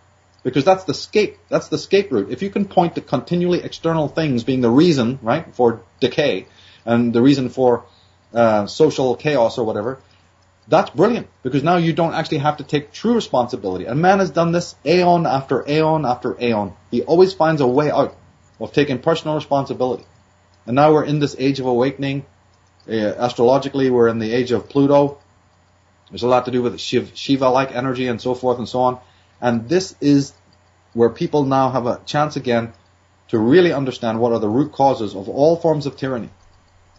And if they don't do that, then they're going to buy into every little, bugbear, every kind of homunculus behind the curtain, every shadow that can be thrown up, and every kind of excuse. And then with another part of their mind, because that's a lie, by doing that you're in a lie mechanism, you'll not feel comfortable with that lie, and so you'll build up even more anxiety. And then in come the big pharma, and all of these other methodologies to say, okay, we know what you can do with that. Lose yourself in TV, lose yourself in work, lose yourself in gurus and cults, and lose yourself in drugs and drink and all these other things you see that they hope will take care of it, or lose yourself in some sort of political activity. The Great Distraction. Yeah, The Great Distraction, absolutely. I mean, that's the reason why I wanted to do this show, because it seemed like a distraction to keep people from looking into Helena Blavatsky's work, saying, hey, don't look at this. This is evil. This is satanic. Don't look at it. But when I opened it up, I realized, wow, wait a minute. There's a whole lot of truth here. Let me go to the caller lines real quick. We've had a caller holding since the beginning of the broadcast, and I want to give him an opportunity to pose his question. Will, you're on the air. Hey, Chris, thanks for having me on. Absolutely, absolutely. You're on with Michael. Hey, Mike, big fan. Love all your work. Fantastic. I've been recently reading Wilhelm Reich, character analysis, sexuality and anxiety. In regards to sexual gratification, from the Wilhelm Reich perspective, he says that it is pretty much the final key issue to curing neurosis, but it is very difficult to gratify oneself. And he believes in pornography and all that and being open, and I concur with that. But what would you recommend in the case of, since I wrote Soul Proliferate with so many neurotics, excluding the organ therapy, to curing neurosis without having relations with other neurotics? Interesting question. Thank you for the call. Well, I hope I got the question right. He's asking me what do I recommend other than orgone teachings within a sort of a Reichian context that might help with neurosis and things like that? Yes. Mm-hmm. Well, you see, here we're into an area that is really a very, very important topic for me. And I think there also has to be great caution with any kind of roadmap. What I mean by that is that it's important that people do not try to get into an A to Z type of way, like somebody setting themselves up as an expert to tell another person what that will entail. This is, I think, been one of the problems of the past, and I don't think it's right. If we were to just talk, sort of loosely, I might say, as I've done on various occasions, oh, you should get into the work of, Alexander Lowen and look into bioenergetics, or, hey, why don't you, go over and read Arno Gruen or R.D. Lang, And of course we can reference, and I try to do that in my professional work on the blog, forum, and in the sources. And I don't mind doing that to a certain extent by saying, oh, you have an interest here? Check out this, or check out some more of Wilhelm Reich's lesser-known works, like Listen, Little Man, or The Mass Psychology of, Fascism, or whatever, and continue the studies. But when it comes to individuals asking seeking personal advice, I'm against that. I'm not picking you out, per se here. We're just talking, so I'm not singling you out or anything like that. I am just a person who really strongly believes that each individual must make that journey on their own. Mm-hmm.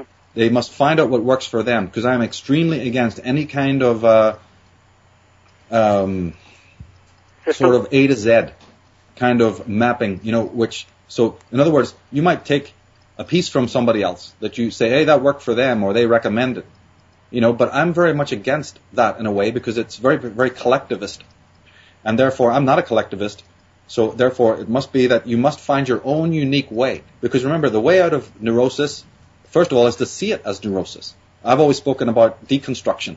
In order to solve the problem, you must get all the false things out of the way. In order to see the self, which is, in fact, you can't see it until you're first familiar with all the things that are not the self. You've got to study the mind in totality. And that might lead you then into Jungianism, or into Freudianism, or even into Blavatsky, or into occultism, or into Wilhelm Reich, or goodness knows where it will lead. You see, and that person then, it's the road that they're traveling is absolutely unique and independent. I can't insist upon this more, because it actually has a very strong metaphysical basis, because as a matter of fact, when you finally arrive at your so-called solution or revelation, it is not so much the ending and the gaining of the insight at the end that is important. In fact, you might even go so far as to say that the ending that you arrive at is entirely based on the steps that you've taken to get to that road. And this is what I always try to make clear, because we are so goal-oriented.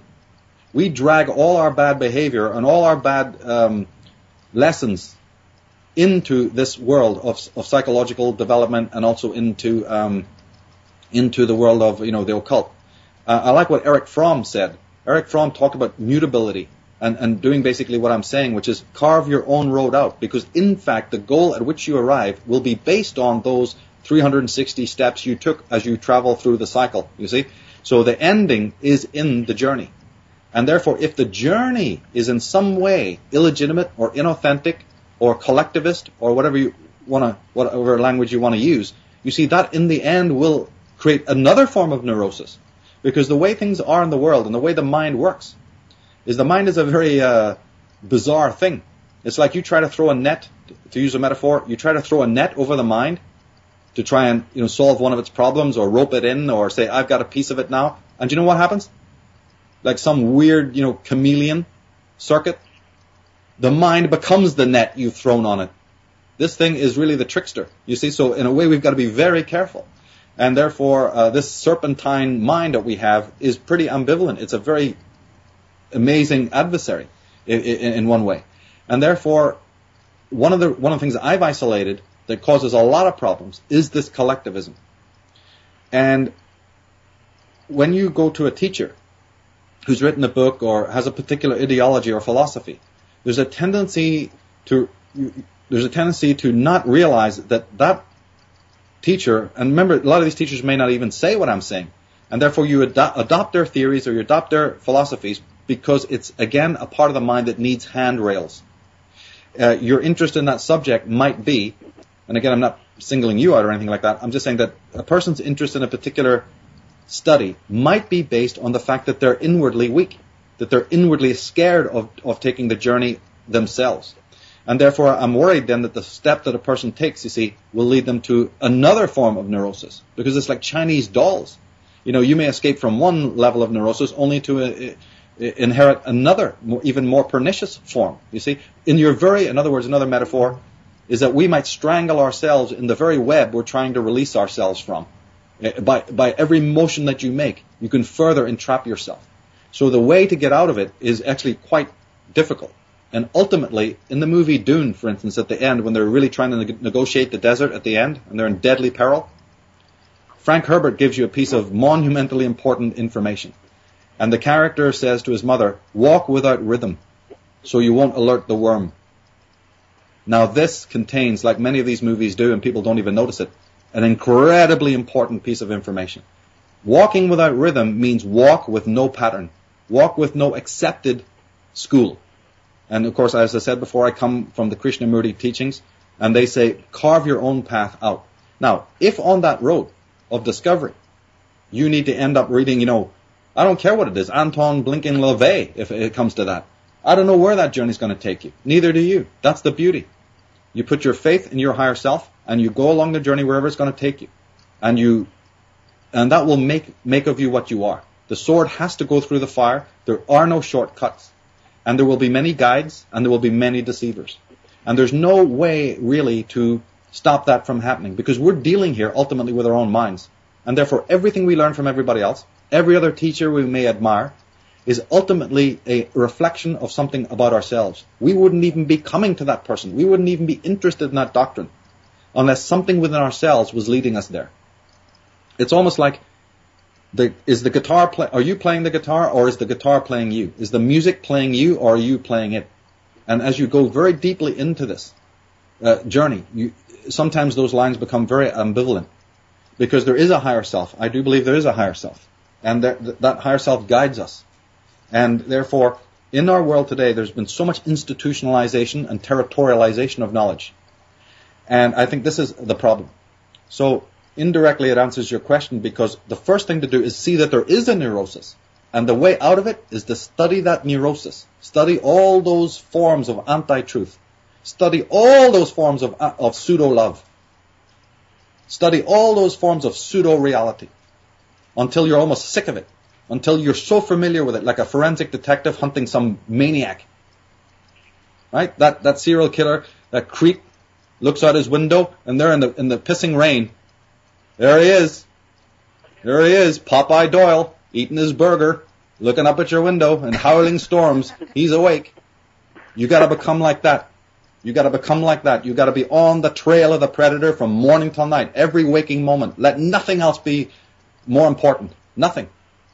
Become completely. Don't follow the tiger thinking it's going to lead you out of the woods. And secondly, become absolutely up to speed on the nature of your predator or the nature of that which you're seeking. Become completely knowledgeable about it. This goes in wartime. We know that the generals had the picture of their adversary right on their desks or right on the wall above them. We know that the greatest detectives have the minds of criminals. Why is that? Because it's almost like a yin-yang thing. You're going to end up having to become so knowledgeable about your adversary in order to unlock the secret or find out why this thing came into being in the first place. I've said it in other works in different ways in which I said you have to embrace the shadow. That's what I mean by doing shadow work. Instead of projecting a face of fear into the unconscious, you project something different because you're going to meet in reality or you're going to meet in your psyche exactly the kind of consciousness that you project into it. This is the way that mysteries are. And therefore the person who enters into any kind of mystery, be it inward mystery or not external mystery, everything they do on that journey is going to be predicated upon the kind of intent that they have. Intention is absolutely everything. And that is what it's all about. So if you then have a complete sense of determination and also optimism and the right kind of attitude, then amazing things will come to you. But the mind tricks us into wanting those revelations to be collective in some way. Oh, I've had this wonderful experience. Now I'm going to write about it and share it with the world. Or is this experience I'm having, can my girlfriend get it too? We're already packaging it. Do you know how rare it is in this world to have a personal experience or relationship with something? One-to-one, just yourself alone without being contaminated by what mommy and daddy and everybody else, So everybody is everyone. We even have billboards now talking about this collective claptrap. The social hive is becoming almost ubiquitous. It's almost like there's nothing personal anymore. But you see, the thing that we love about the beautiful creations of the Wilhelm Reichs and the Ezra Pounds and the Rilkes and the musicians is that it's completely unique. You wouldn't have had that thing without them doing it. That's what makes a Segovia attractive or a particular artist, you see, that we like their work or whatever. And we even talk about filmmakers having a certain style. So that's what I'm talking about. It's really not that esoteric. It's like, what is your own style? What is your own flavor? What is your own understanding? Every institution in the world is working on the mind of the child to condition it to think like other people and to have everything secondhand and everything borrowed. So on your journey, you might find that it's Wilhelm Reich is your guide, or Ayn Rand or whoever. And therefore, that's part of your treasure trove. That's part of your interest. And whether or not other people get it or not, or whether other people are into it or not, really should be of a much, much lesser concern. So that's basically the only thing I can say about that. Amazingly said, amazingly said. Caller, any more questions? No, that was perfect. Thanks for sharing that. All right. I actually like Ayn Rand, too. Excellent. Well, thanks. You have a great day. You're welcome. Thanks for the question. It was a good one. Very good, very good. Let's go to a quick break, and we'll be right back with Michael Tsarion. Feel it coming in the air. Yeah. The sonic symbols everywhere. Yeah. I'm addicted to the truth. I'm ready. It's a dangerous love affair. Can't be scared when it goes down. Stand for freedom here and now. Undo the spell. Only thing that's on my mind is who's gonna free this town Bring it. tonight. Who's gonna free this town tonight? What's up? The new world order's going down. What up, Flame? We are innocent. We are watching truth rise. Global resistance. Get your fatigue. Cause they sold out everyone. Black people, white people, sold out everyone. Jay-Z's another buster. Kneeling down a Bilderberg. I'll get more in depth. Cause you boys really need a word. Throwing up a pyramid. It's all Illuminati. Now I'm jamming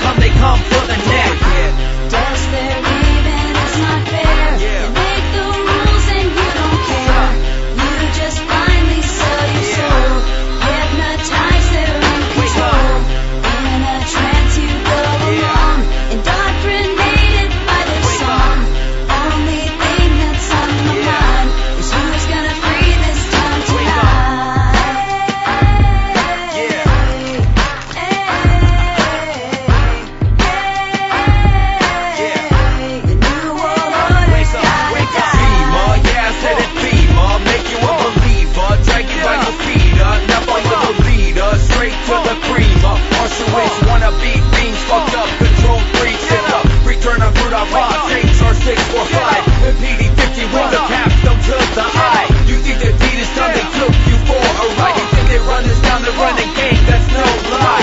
Yeah, and they ain't spending no cake, those Federal Reserve notes, you know they all fake. Yeah, I love those in block holes, got my bank heads looking like my boy Ron Paul.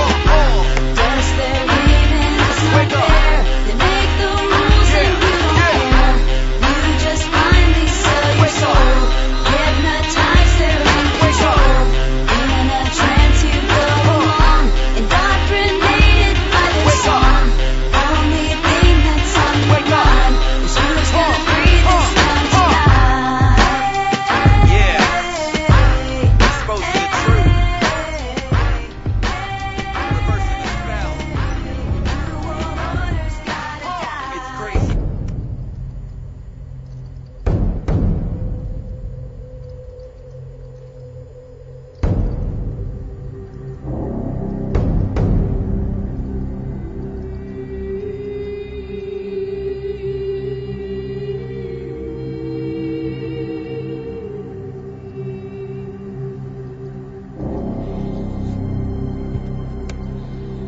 Space camps is really what the world needs. It's a subject which I take very, very seriously. The question of do UFOs exist is over. I'm just one of many millions of people who've seen, very strange things in the sky. I saw my first UFO when I was 12 years old in London. And airline pilots see them, NASA astronauts see them, Russian cosmonauts see them, and this question of whether extraterrestrials are visiting the planet in spaceships is just a redundant question now. It's a subject which I take very, very seriously because we see them. They appear on radar. NASA track them. They have been photographed by weather satellites. And space camps now will train a whole new army of people around the world to use the new generation of high-definition cameras, which are connected to refractor telescopes and night vision equipment. And we connect the output of the telescopes and the high-definition cameras to plasma screens.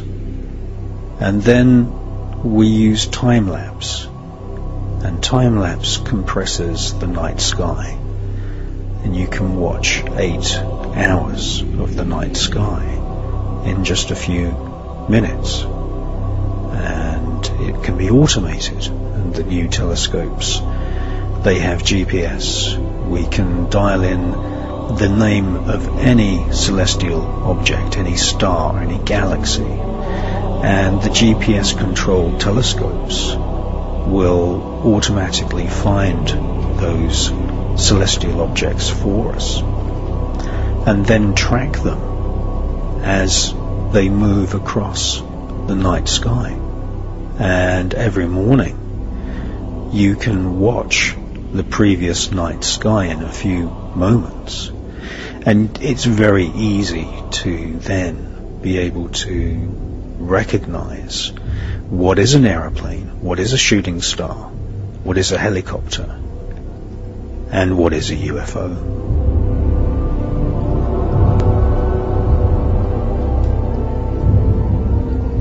And welcome back to Truth Frequency with Chris and Cherie, and we are speaking with Michael Tsarion. Now, the clip you just heard was Chris Everard presenting Space Camps, basically a camp out where you get to use a lot of high-tech equipment to monitor the night sky and then look over it, basically in what is it, time-lapse presentations in the morning. So don't forget to check that out, spacecamps.net, for more info there. Now, Michael, the network has given us an unlimited time, literally, so you just tell us whenever you're ready to wrap it up. I have all the time in the world, so you just let me know. I do have a question from the chat room for you. Is Blavatsky's work available unedited, or is what we see now, is it watered down? I think what you can get right now is pretty okay. The books that I got, I found what I wanted to find. Okay. And of course, don't forget that there is a Theosophical Library over in London. And then also with the internet, of course we have to realize there is multiple translations of everybody's work. So that always needs to be sort of borne in mind. But I would say that what you get is pretty good. People can check out G.R.S. Mead, M-E-A-D. He was her secretary, and he's probably one of the best authorities on Blavatsky. Again, a very clear and distinct writer, himself an expert on Hermetic teachings. And there are books out. And again, go ahead and read the books that, criticize her and find out for yourselves. As I said, it's a mark of genius in a way to be contradictory. And I think that we've forgotten that. A lot of the people today have really, really forgotten this. They sort of expect this kind of perfection, in people.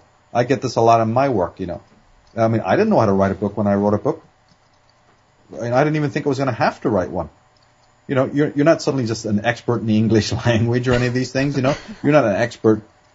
Did I know that, years ago that you've got to source everything? No. You learn these things as you go, and you try to get better and better and better. And also then you find out that people who are thinkers, people who are really alive in their minds, will have these ambivalent personalities. They will be contradictory, and we have to handle that. We have to find our way through. It just comes with the territory. And to set yourself up and to critique people just because of that is very, very limited and prejudicial. One of the things people seem to critique her about the most, though, are the seances. Was this true? And how does that tie into tarot and other esoteric knowledge like that? Well, that part I don't know anything about, because I'm myself not interested in any of that. So I have never even really read up or studied the mediumistic work, which is mostly the bulk of what books are written on about her, about these various, spiritualistic kind of things that they were interested in, or the ascended master concept, all of that. I've got my own take on it, but I'm not interested in it, and I haven't read those anecdotes, so I really couldn't say anything about that, actually. I myself, again, always approach divination from a very scholastic point of view. I think that there's enough mysteries in the tarot and in astrology and in Kabbalah and numerology and these things that can be studied by anyone. Because I believe that these devices, these arts, are basically to help you develop these extrasensory levels of your being. And they also offer you the protection to do as well, so that you don't get, compromised spiritually or whatever. And that your beginnings, I believe these things can be used by the layman. You see, my philosophy is that you don't already need to be clairvoyant or sensitive. These things can be used in the most practical aspects of your life. And then you work from there. Again, remember, as I was saying, in that very individualistic way, in which then you let that teaching take you where it needs to go. It's you're doing the walking, you're doing the controlling. And therefore, if neurosis or psychic breakdown happens to occur to you, then to be blunt about it, you're to blame. What the institutions of the world have done, and what Christianity makes a lot of hay out of, is that anyone who happens to be interested in anything, the occult, you see the mainstream television in America is full of this.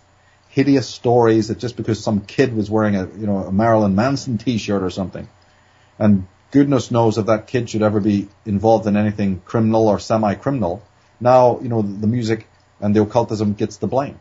And so parents are obviously people who do this. Society does this, in which even if they can find a single occult connection, even the most meager one, then that gets the blame for every other kind of defect that actually originates with the broken society and the broken parents and the broken schools and all the rest of it.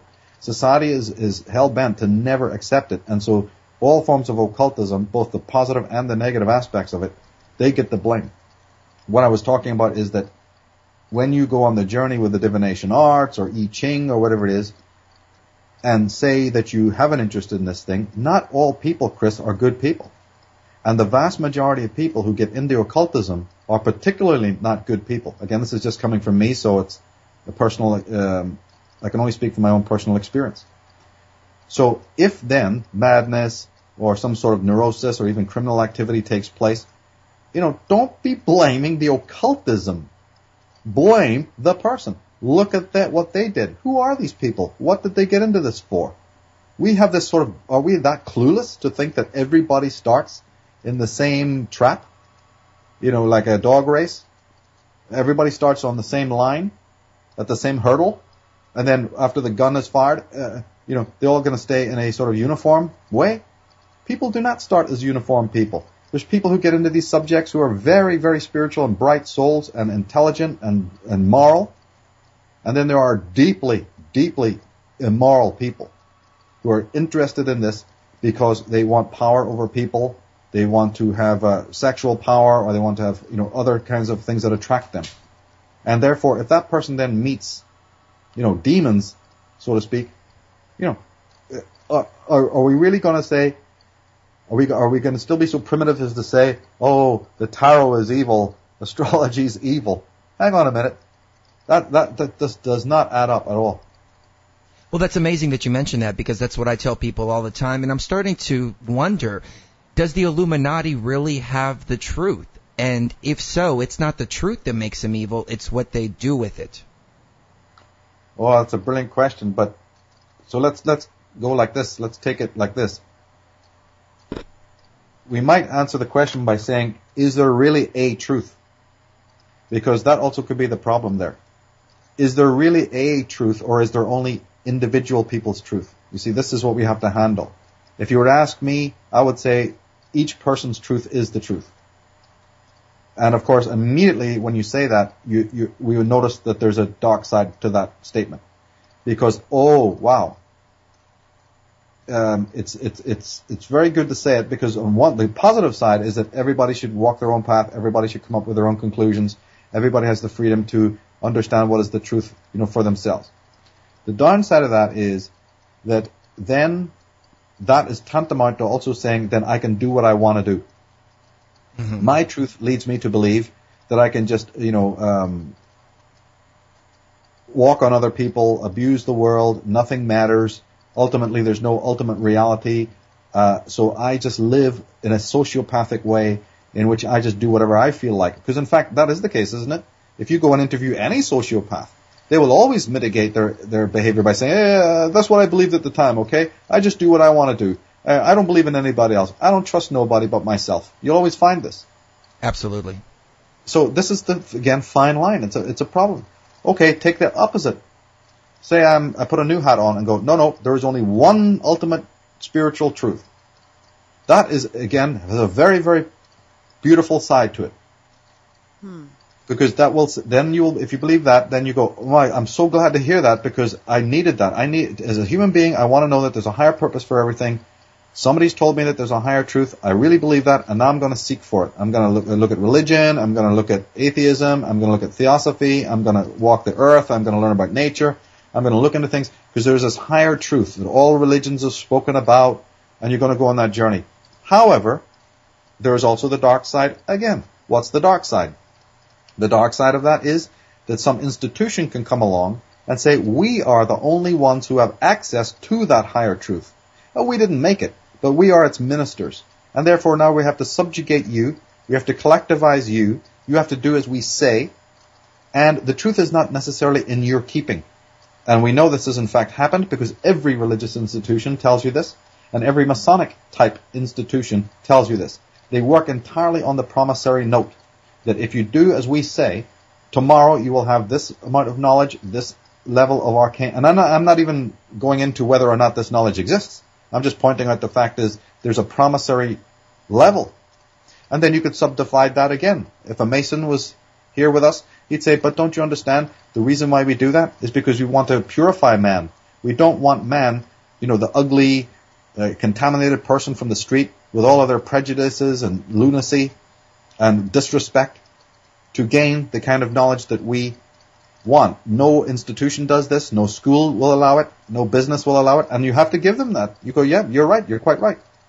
In fact, I've said it myself on many occasions that, perhaps the impure person shouldn't have any, shouldn't or won't be able to gain knowledge. So in everything that you look at, you have this ambivalence. And this is what a lot of fundamentalist type people can't deal with. They cannot deal with that with, number one, reality is changing every minute. They can't deal with the fact that you have to think in terms of dialectics, opposites. If you hold a truth here, think about its opposite. If people could do this, there'd be no war, there'd be no destruction, because you'd already in your own mind be conceiving of what the antithesis is to the positions that you hold. And I always have said, and I'll say it again, I'll frame it again by saying, and that is not a collective action.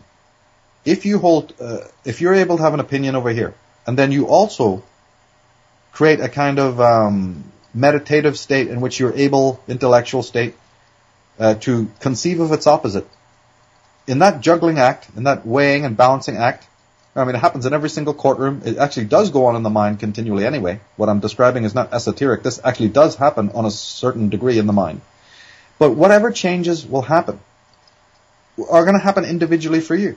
In some instances, you might have to give up an opinion, because by thinking about its opposite, you may go, something, I was wrong. So now I go with the antithesis. I accept that the opposite point of view is actually the more correct. This is what Socrates advised people to do. It's what all rational people should be doing. In many other instances, you'll say, I've weighed up the opposites. And no, I think they're false. I'm going to continue holding to this idea that I had originally. You see? But that is going to be an activity of absolutely nomothetic. It's going to be absolutely unique to you. It's not going to be reproducible by the next person, you see? And maybe it's the same thing with truth.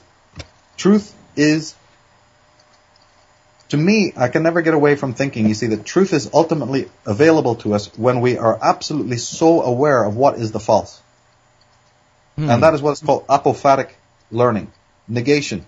Can you spell that again for us? Apophatic?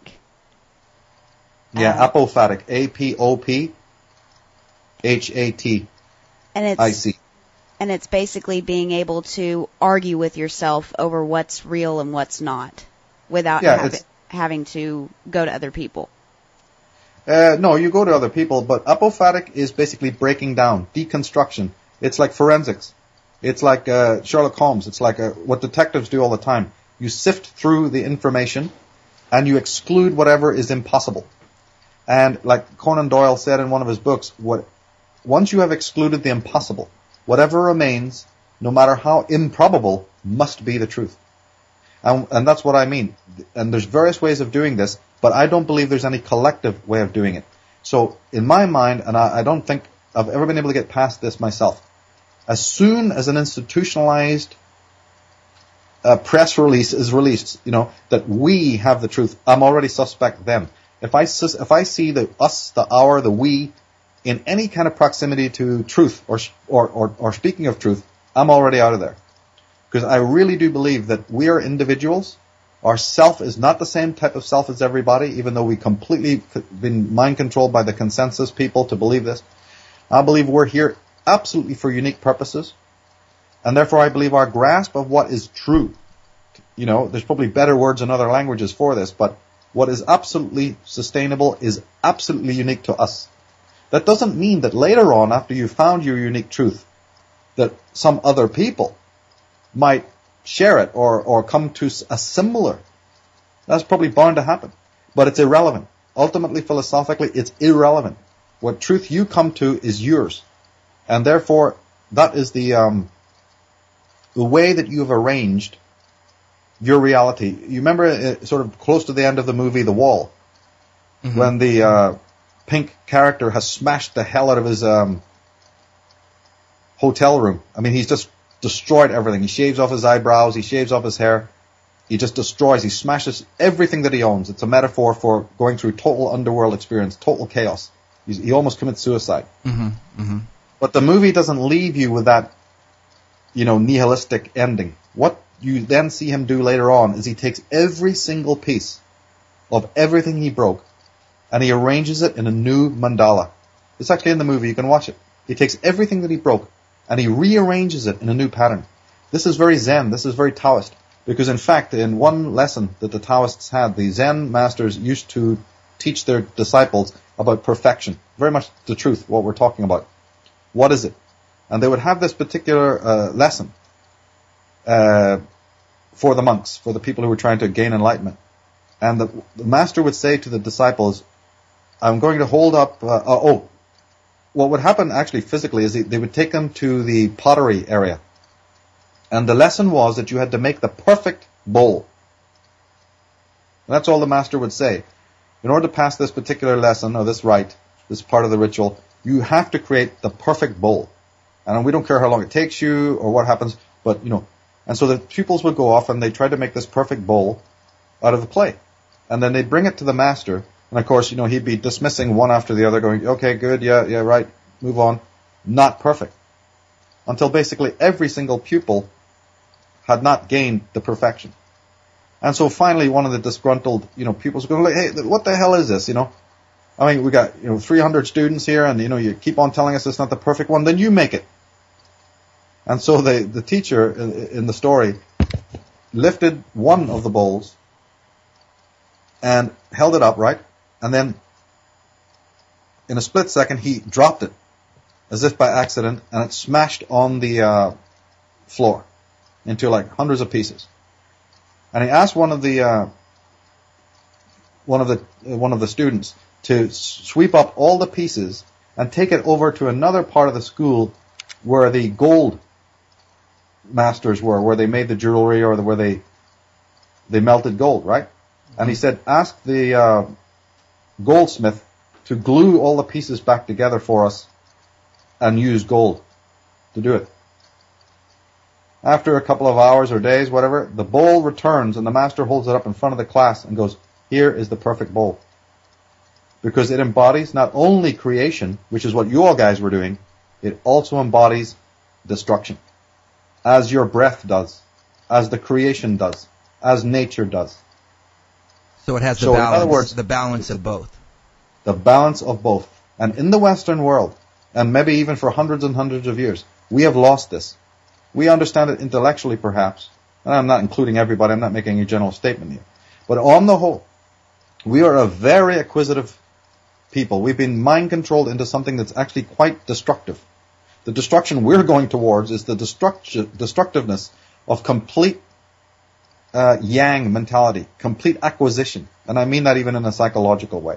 We've lost the ability to be feminine. We've lost the ability to understand this deconstructive principle in life. And yet, that happens in our lives all the time.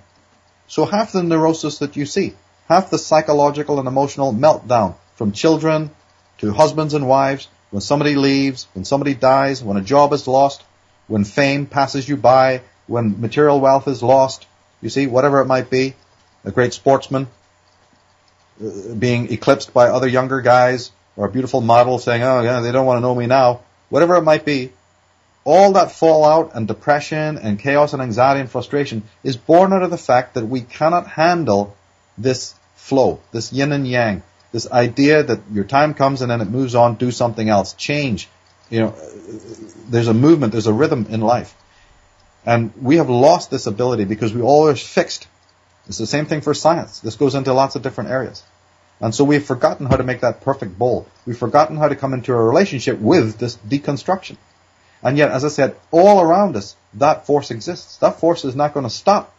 It's going to be in our lives. It's happening every day. Millions of cells in our bodies die. People do leave. Change will occur. So if we don't fall in love with that change and work with it, then we remain static. And unfortunately, nature does not permit anything to be static. And if you continue to be static, if you absolutely go too far with that model, then nature arranges it so that forces will come in that we might then erroneously label destructive, when in fact those are the agents of greater healing. And in fact, that's why sanity and sanitize, I've always said, are very connected. Because forces that we now, in this age, in this world right now, think are destructive, are actually not destructive. We are destructive. Our thinking has become destructive. Our thinking has become anti-life, pseudo-love, pseudo-life, pseudo-reality. And therefore, the other forces that are really living and vital, that take care of all the universe, the stars, the leaves, the trees, the water, that cycle is in perfect unison and balance. And it's going to make sure that we also fall into balance. Amazing. Now, this principle is existing, and it exists in our bodies. So as I said earlier on, it ties into the fact that if a person meets psychosis, or if they meet a type of breakdown, in a much broader context, you also have to look at why that is. Maybe that person has not dealt with their impurities. Maybe that person hasn't got a clear grasp of reality. Maybe that person is on this journey for wrong reasons. Motive is very, very important in all of this.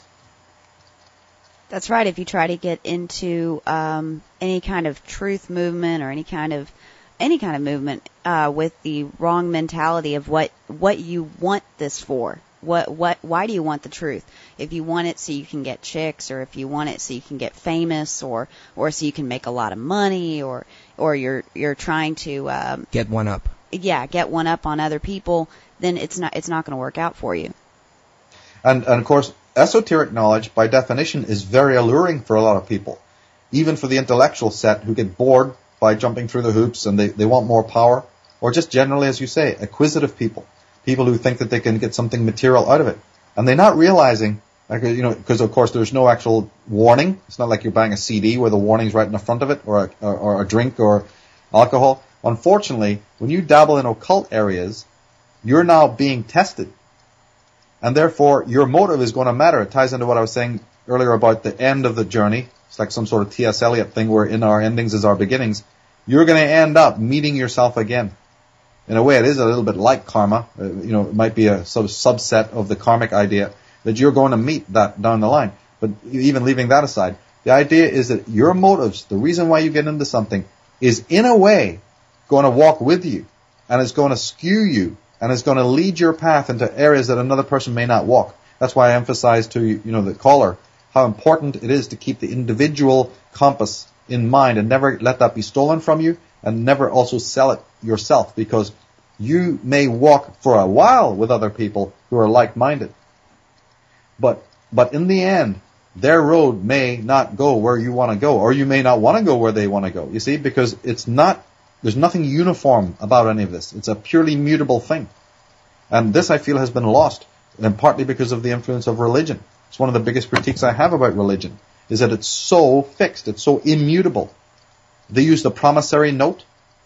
They say one one Christ, one book, one set of commandments, one set of behavior, one heaven for you all. And one hell for those who don't like it. Oh, that's it. And remember, let's take it, what they say. When they promise you the heaven, when a Christian promises you the heaven, we often never think about this, but the heaven that they're promising us is absolutely fixed. All people will enter one zone.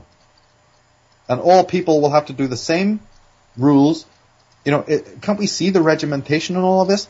The same Savior, the same code, the same church, the same practices, and in the end, the same heaven. I'm not making any comment about it. I'm just saying, observe the fact that, does this really gel with anybody's logic circuits to imagine that, a life after death is all going to be one exact same thing for everybody? I mean, does that make any sense to anyone? No, it doesn't. It's kind of like asking a complete stranger, how do I get home? Well, that stranger's going to know how they get home, but they don't know how you get home. That your home is your home. So whenever they say, well, this is how I get home, it's not how you get home. It's how they get home. And that same metaphor is taken up in the very first episode of The Prisoner series with Patrick McGowan. He arrives in the village, and he can't work out what on earth is going on and where he is and what is this place. So one of the first things he does is he goes into the shop and asks for a map. And the guy behind the counter pulls out this map. And number 6 opens it. And he's like looking at it, and of course it's like only the map of the village. There's no map, there's no like description of the surrounding areas. It's a completely conformist, collectivized, homogenized view of this location. So he turns around to the guy and goes, look, no, I meant a larger map. So the guy goes away, and basically he brings out another map that's a bit bigger in size physically, and it's color, but it's exactly the same kind of map. That's funny. Right? He goes, you don't understand what I mean by bigger. And then if you take the prisoner series, as I do, to be a metaphor of the soul, because the actual first clip of the prisoner, is a lightning flash. You hear a loud crack of thunder. And in esoteric symbolism, that's always a sign of the fall of the soul into matter. And there's many other symbols like the car coming from the very center of the screen and all of these different things to imply that number 6 is the soul who gets incarnated into the body, which is a symbol of the car. The car is the vehicle. And then all the rest of it. So then he falls into the village, is the soul itself coming into matter. Now, Patrick McGoohan was an expert in 14th century Mannerist plays, in which the hero in those plays, they're largely Christian, and they're morality tales, and they always center around a man called Everyman. There's actually a character called Everyman, and that was the name of Patrick McGoohan's production company.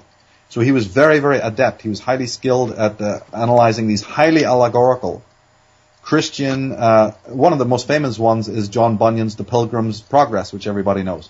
That's one of those plays.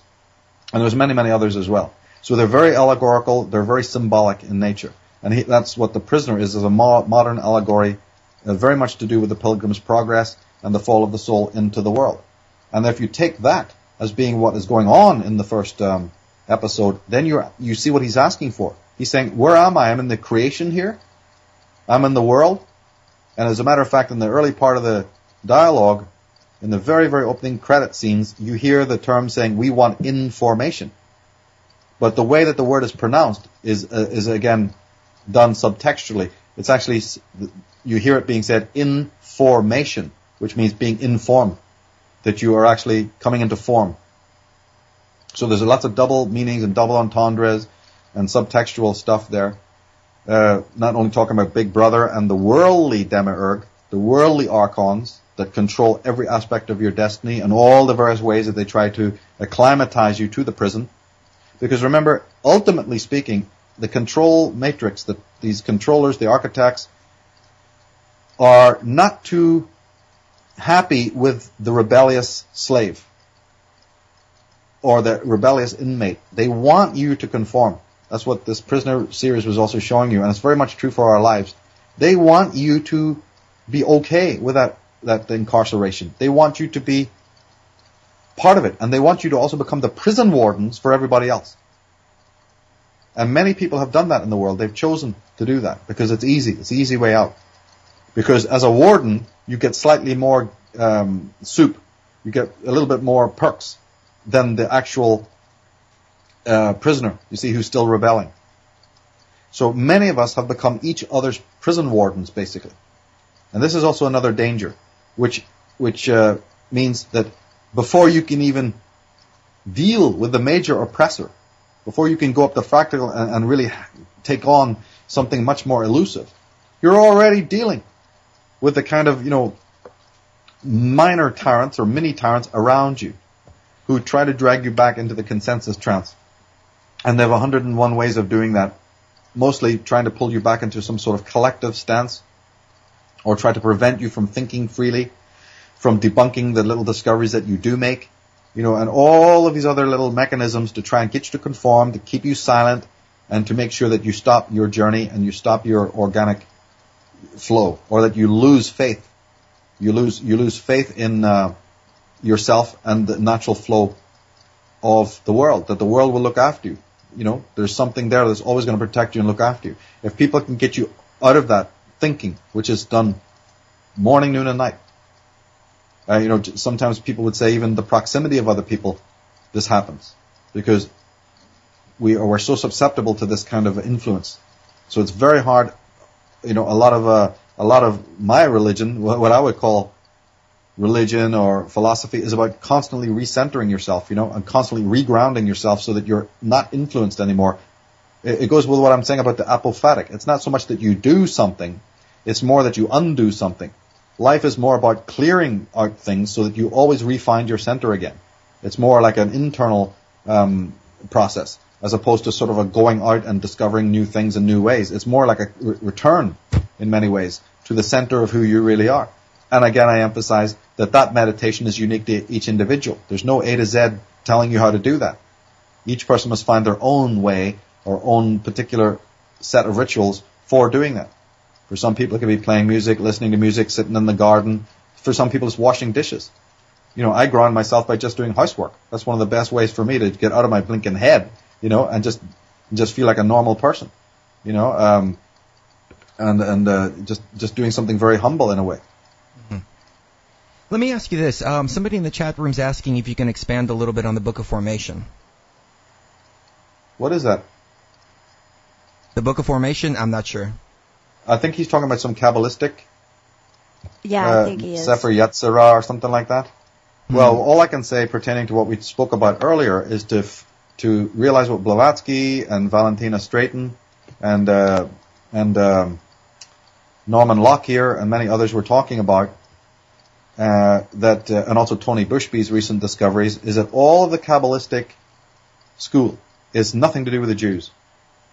If they should be honored in any way, it's only because they preserved it. But that's about it.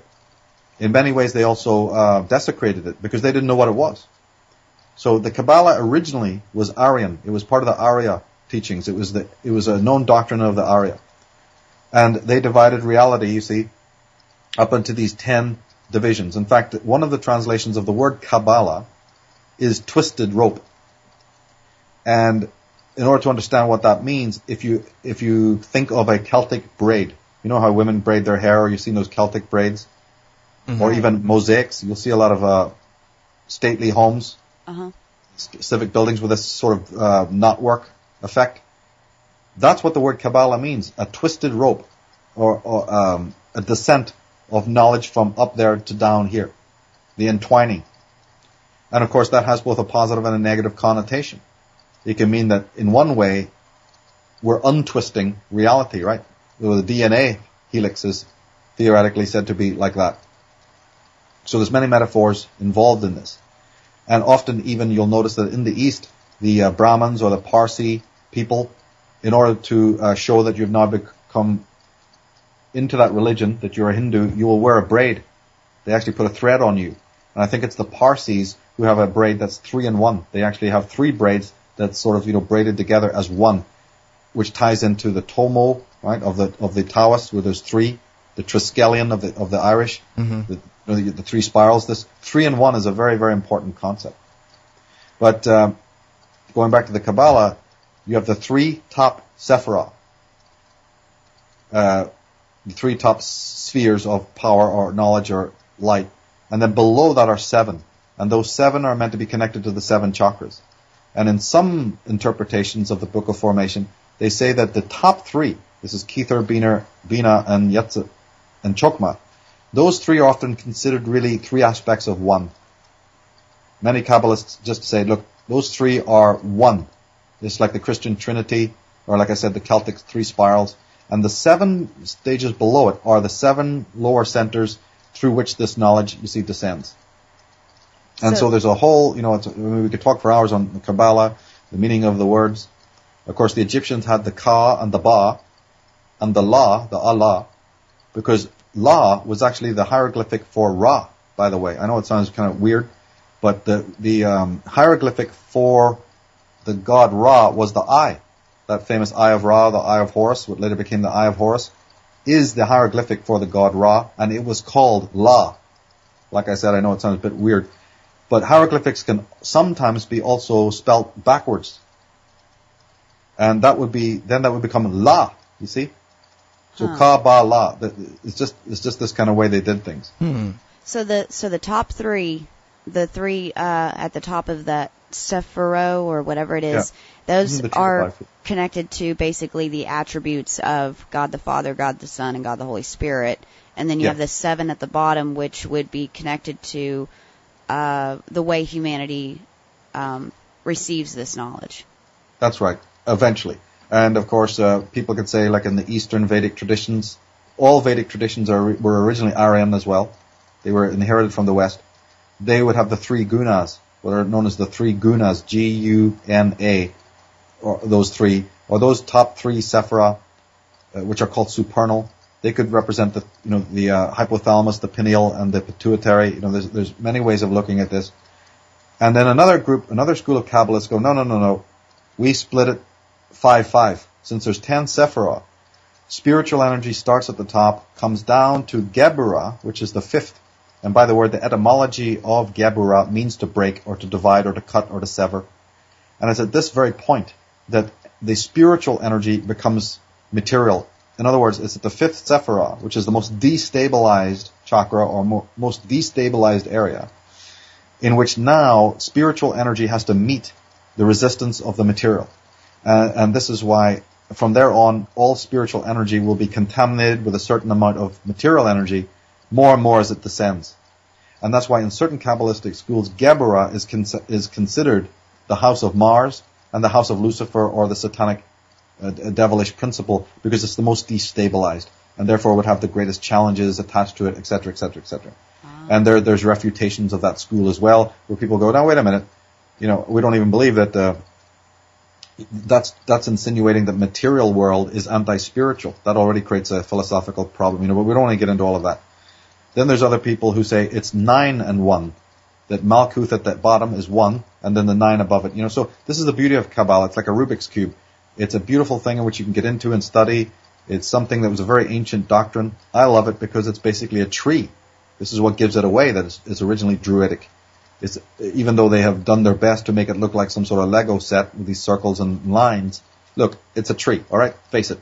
And that was the oak. That was the yew tree. This was a doctrine that was central. We find it in Nordic countries in which Odin's tree, Yggdrasil, the fantastic world ash tree, and you'll find it in all the traditions of the world, the Kabbalistic tree that often look like a spiral or what have you, the twisted rope. Let me ask you this, and Michael. It's basically a metaphor of the soul, a metaphor of the mind. Let me ask you this. There's a lot of talk of transhumanism, eugenics, and whatnot, and that can sound similar to transcending into the spiritual, but it seems like the Illuminati or elite or whoever's behind this New World Order, they want to do this physically.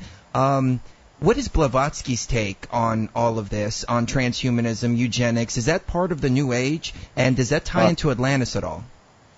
Yes, it does, because remember, she always spoke about how man fell from the primal light of all-knowing, and it was through the misuse of occult knowledge and technology. Again, these are the points that our critics never bring up, because they could give a damn about occultism. They just want to bash her.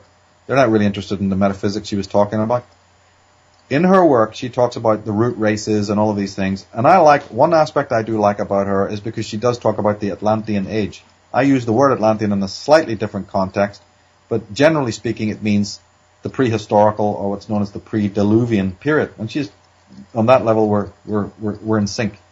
Her Atlantean world is my pre-Diluvian world, that I speak about in the Atlantis book. Yeah. In those realms, prehistorical realms, there was the very high knowledge. This is where the great adepts learned their knowledge. And we know that this knowledge must have existed because there's just too much sophisticated knowledge about language, about the stars, about astrology, about the movement of the sun, the zodiac. Let's even take herbalism. How on earth could they know to make the concoctions that they know how to make all over the world? Concoctions which is completely statistically impossible. Out of thousands and thousands of plants to make certain combinations, both hallucinogenic and other, is literally statistically impossible for so-called primitive people to ever work out. So, there's umpteen. I've got tons of the stuff in my Atlantis book and on the Atlantis website showing that it's obvious to a person who's using their brain that in ancient times there was this great knowledge. Okay, well, it's not here anymore. What happened? Blavatsky would have been from the school who very much believed that it was abused in some way. And I also believe that too. That either technologically or something to do with the intellect of man, something to do with the trauma that took place all around him, there was a falling off, a spiritual falling off. Lots of other occultists talk about this, and really, ultimately, scientists are coming to this conclusion, and so are psychologists, that there's something up, that at the base of consciousness there is this trauma, you see. Mm-hmm. And then the sacred knowledge of the adepts, including Kabbalah and all these other divination arts, have been appropriated by the bent ones, the fallen ones. The people who have, basically soulless ones who are trying to control the world. And they use the fact that man has been traumatized. They co-opt that fact. so that they know that man is already vulnerable, he's weak, and he can be easily manipulated, you see. So Blavatsky was the kind of person who I believe was trying to purify people. She was a healer. She was somebody who tried to use esoteric knowledge to clean people so that they become more immune, so that they become spiritually stronger. She wasn't one of these people who used occultism to dumb people down, to manipulate them, to subliminally control them, you see, in all of this. She wasn't into any of that. And what was your question again? It was specifically about technology, right? About transhumanism and eugenics. Oh, yeah. No, see, that's well put, because she, like myself, would have warned people desperately about this, that you cannot artificially upgrade the human being to the what's known in occult terms as the quintessence, or the fifth element, which is what technological people are desperately trying to do. It's part of the reason why they abuse the pentagram, by the way, because there's an elaborate theory in which the pentagram, the 5 points, represent that fifth element, what's called epsilon, or the quintessence.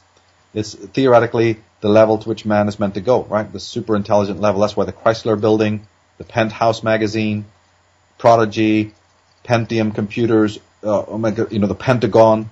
This is why you see so many of these orgs that are basically fronts for the military complex and technology. Use the pentagram as a symbol. You'll find it all over the place. It's because that is a symbol of occultism, because all the technological and scientific orgs that we know about, I don't care what it is, the Genome Project, MIT, CIT, I don't care where you find it, Sun Corporation, Microsoft, Apple, all of these organizations are occult. They're part of a great sorcery. They're part of an enormous ritual that's taking place. Just because every punk who works there doesn't understand this doesn't change the fact. And the development of the agricultural age, moving up to the industrial age, the silicon age, all of this has been a motion down through time, and Blavatsky was very aware of it, because she in her writing said that 5 other ages of man had fallen because of the same problem, or a similar level. That ages come, they rise to their peak, and then sorcery takes place. And why does the sorcery take place? Because good people fail to act. Good people lose their psychological immunity. The protections get down, right? The immigration officers fall asleep. And it's exactly what's been happening in our age. Wherever you find an evil, it's because the good have fallen asleep and left the gates wide open to that pestilence, where once they actually had the power. But get back more to the point of technology. There's a theories abounding that, and even you find this in certain science fiction like Star Trek, but there's actually an understanding that there is emergence between the technologies of the world, right, including silicon and computers and organic computers, and the mind of man. There's ideologists who believe this. Many of them are in the technical field. They're hell-bent on this. And there's also a positive reading of this as well, that there has to be some sort of fusion between carbon and silicon life forms, and that this will open the inner eye, and then man will be who he needs to be.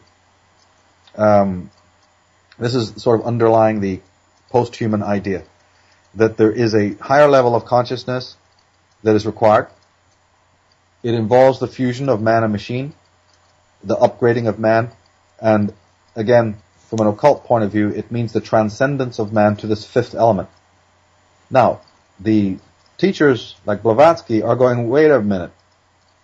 Nothing that you can do of your own effort or will can upgrade you to that level. That's not that you can't do things, but that won't necessarily lead to that state, because if you're unworthy, then obviously it's a no-brainer that you're going to end up in insanity, not in enlightenment, right? So you have the right to do things. You have the right to clean yourself. You have the right to purify yourself. But don't think that that in itself is going to actualize the fifth element. Now, these technotronic people, these post-humanists, cannot accept that. They really do 100% believe that individually, personally, on themselves, and in society in general, you can pull yourself up by your bootstraps. And that by twiddling about with the DNA, that's number one, and twiddling about with the technologies of the world, you are going to be able to artificially inherit this fifth element. So when you see the magician standing in the pentagram, that's a metaphor for this. Because don't forget that leaves, right, the Fibonacci series, looking at the way trees grow, the number 5 is always connected with growth. It's very much connected with growth. You'll find this pentagonal shape in apples and in so many other areas of life. So that actually represents growth and expansion and transcendence. If you look at the crucifixion of Jesus and why he was on a square cross, connecting to the fifth element again, and the four letters above his head, representing four lower states, he's ready to transcend to the higher state, or the Pharaoh sitting on the four square cube, being himself the meta-human or the fifth element, you see. But the problem is that there's a division within the occult schools between those people, and they're all occultists, but the sorcerers believe that you have to co-opt technology. This is what is the birth of all of this nonsense. That in some way technology, right, in some sort of unison with biology, genetics. That's what this whole genome project is really all about. And by the way, that's why they continually use the symbol of the serpent. Right, on the medical corporations and on all of these genome projects, the serpent is appearing over and over again because these sorcerers are part of a dragon court. They're part of the Brotherhood of the Snake. They've been working on this for thousands of years. Certainly hundreds and hundreds of years they've been working on this. And then you have the other school of other occultists who go, no. The power that oversees man's transcendence is purely natural.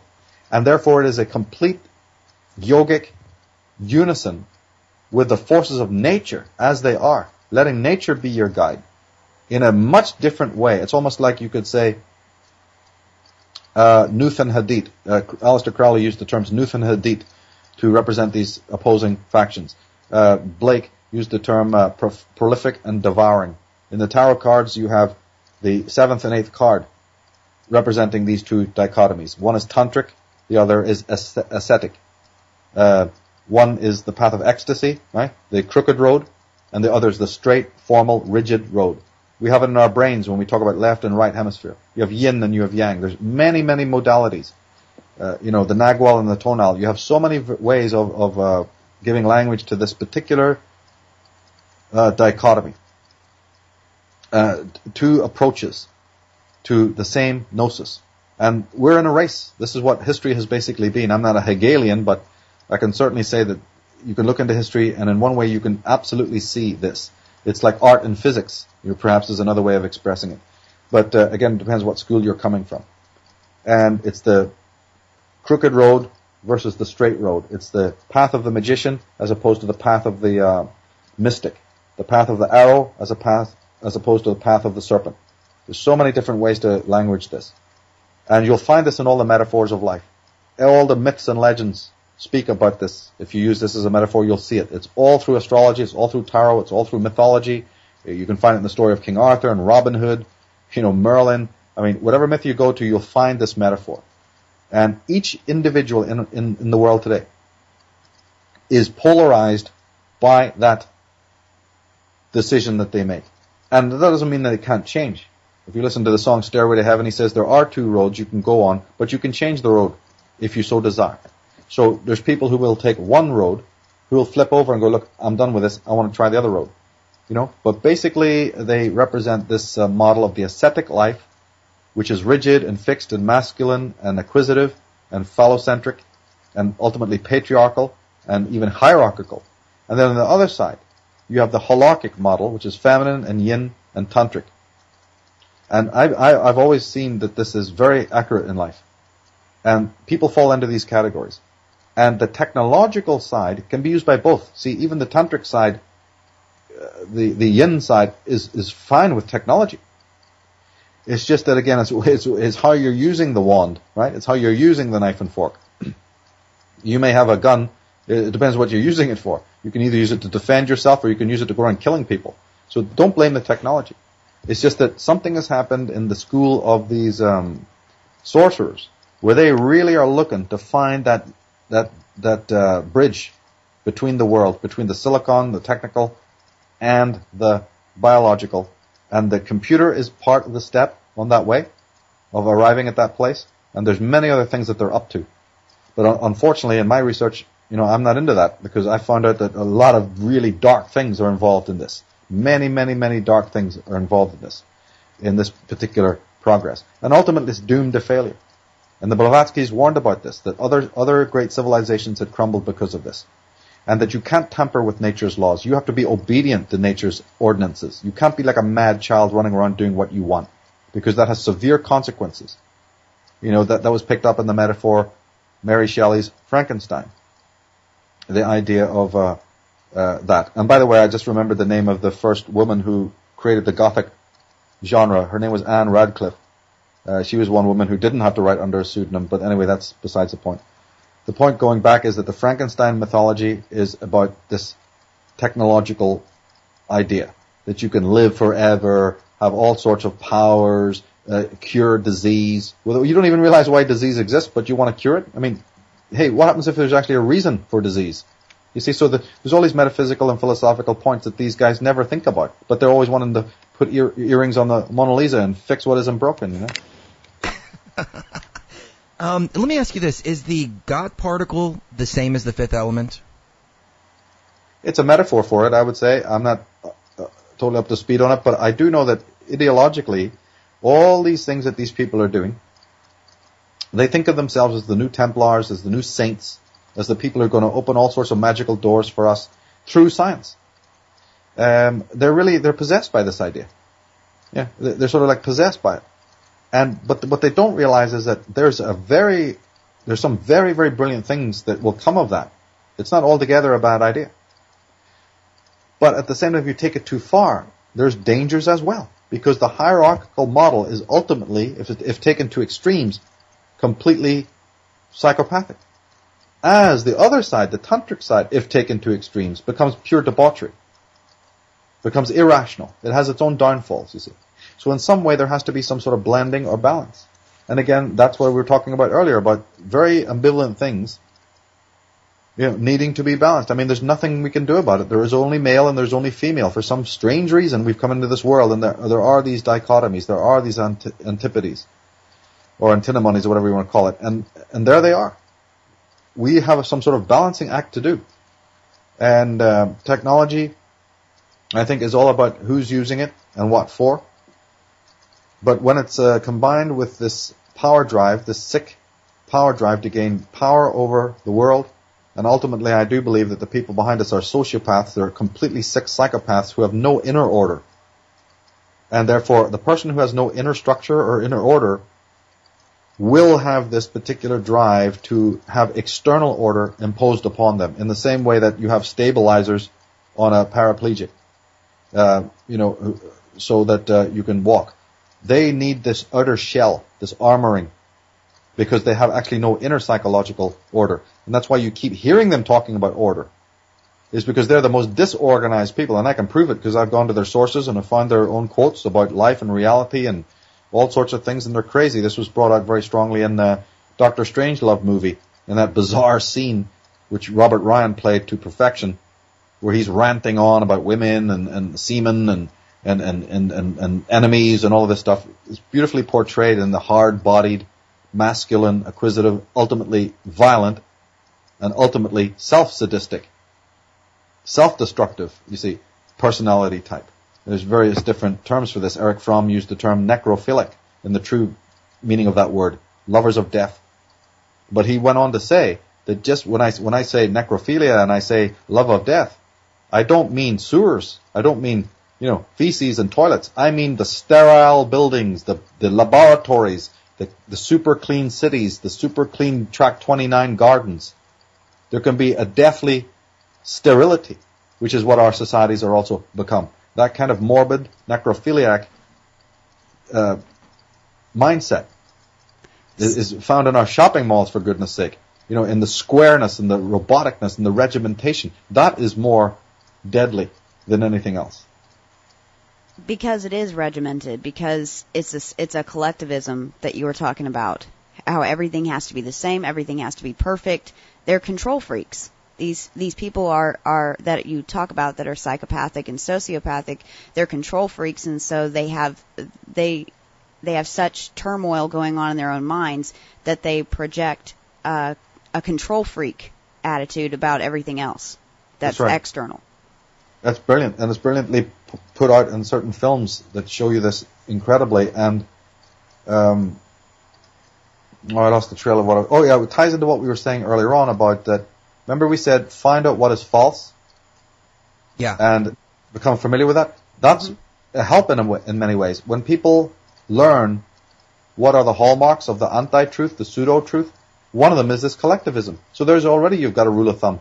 Look around and whatever you see bears this extreme collectivism, that's already your pointer. You've already learned something now. Be aware of it. I'm not talking about some loose collectivism, which is necessary. You know, you go to the park with your kids, everybody else does that, or you drive your car. I'm not a fanatic. But in general, you have to see where this ideology is at play. And you certainly do find it in the media, you find it in society, you find it in fashion, you find it in sports. You see, where there's a penchant to be rigid. And a person can decide for themselves how much of it they want to continue doing and how much they want to lose. Again, it's like Aristotle's mean. The mean is not the same for everybody. Everybody will find their own way, you know, to adjust to where they want to go. It's like guitar players, you know, everybody, there's one guitar, but there's so many different kinds of players, you know. I mean, I'm a guitar player, so even if you turn the TV volume down, I can tell who's playing the guitar just by looking at their hands. You know, if it's Dave Mustaine, say it's Segovia, or it's a Jimmy Page, there's a style. Everybody has their own style. You know, Stevie Ray Vaughan. So one guitar, one music, but boom, what have you got? There's something amazing about the human being. He's not a computer. He's not a technological creature in that sense. Technology is subservient to his own organic flow. What these characters want to do is change that dynamic round. They want to make the technological, the scientific, dominant. And that's another big brother mechanism of having everybody fall into regimentation. And the problem is we are ready to buy into it because all the other rooting, all the other cultural roots, all the other psychological pylons have been blasted, have been uprooted. And so as every day goes by, as every month goes by, as every year goes by, we are in fact becoming more and more leaning. We're leaning more and more. We're becoming weaker and weaker. We just don't notice it because it happens slowly, you know, over time, gradually. And therefore, I feel that we're almost going back to the Middle Ages, where lives were full of superstition. People were basically hallucinating most of the time. As I say, we have the veneer of affluence, so we kind of don't see this. We don't realize that affluence can be more deadly a way of controlling people than want. You can pacify rebellion by the carrot more than you can do with the stick. They've done the stick. They've done the stick treatment for thousands of years. It's no longer working. People are leaving the churches. You know, they're getting fed up with a lot of this unsustainable rubbish. So the stick isn't really working too well. People are and therefore, they're now using the carrot method. Very much in the Western Hemisphere, of course, that's the case. People are waking up for sure. Let's go to a quick break, and we'll be right back with Michael Tsarion. The soul has no limitation.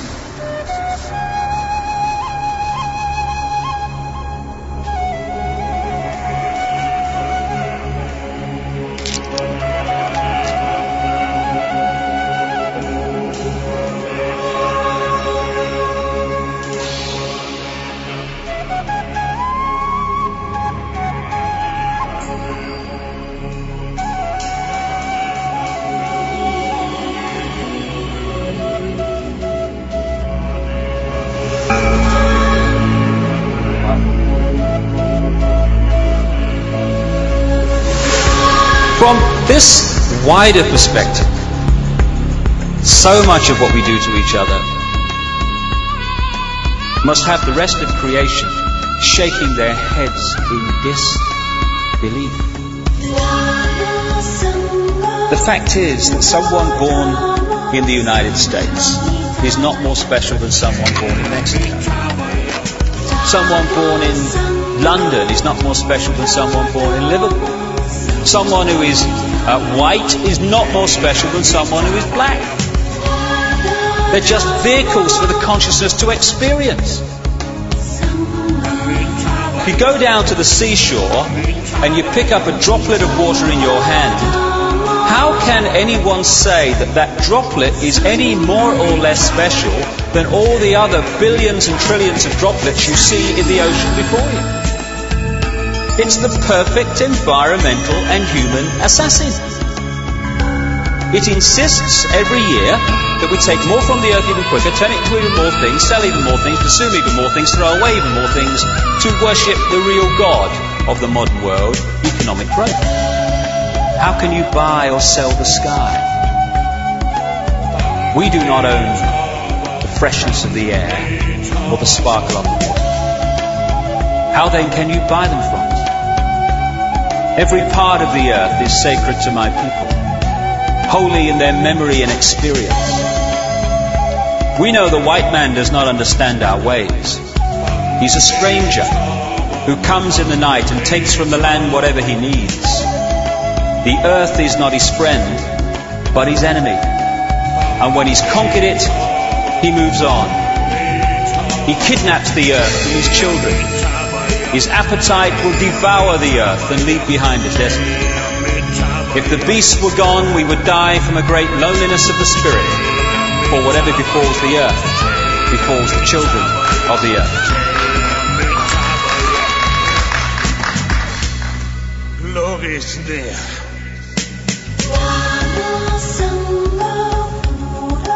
And welcome back to Truth Frequency with Chris and Cherie. TruthFrequencyRadio.com is the website, and we are speaking with Michael Tsarion. Of course, his website is michaeltsarion.com, and don't forget to check out his new DVD, Architects of Control, which I have to say is probably one of my favorite documentaries that I've seen recently.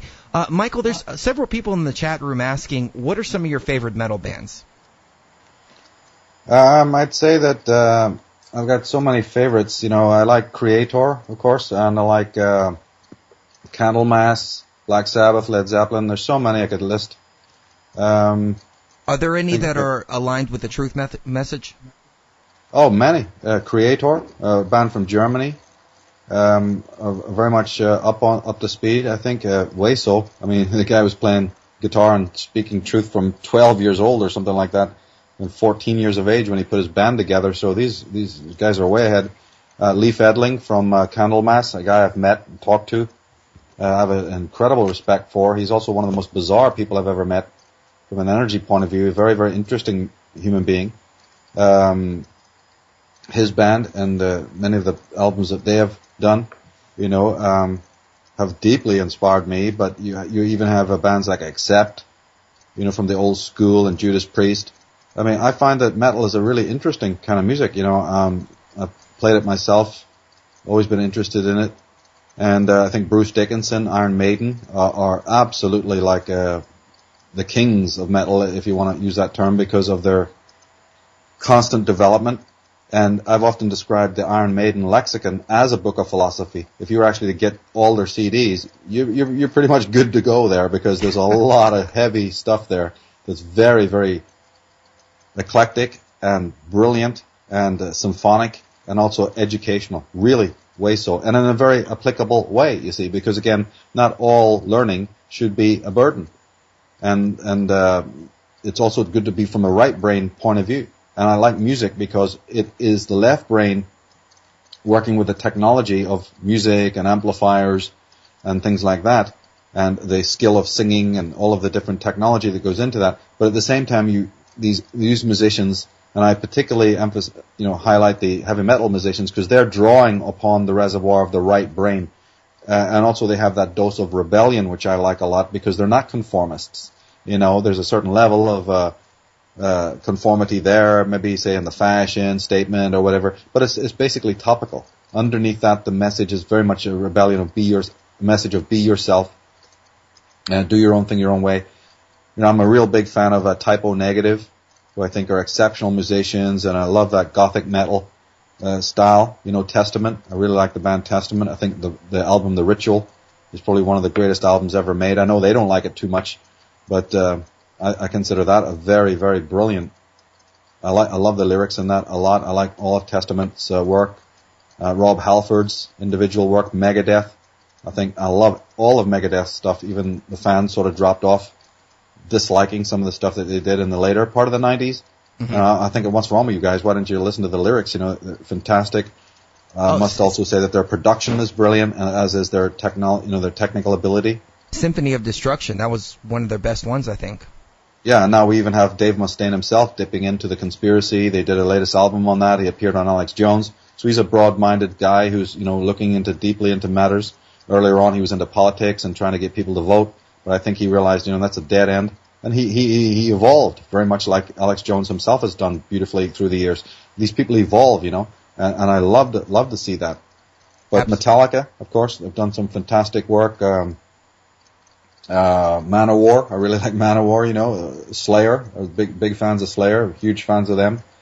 Halloween, you asked me earlier about bands that really have a statement that's more like pertaining to the conspiracy. Then I would definitely say Kai Hansen's Gamma Ray.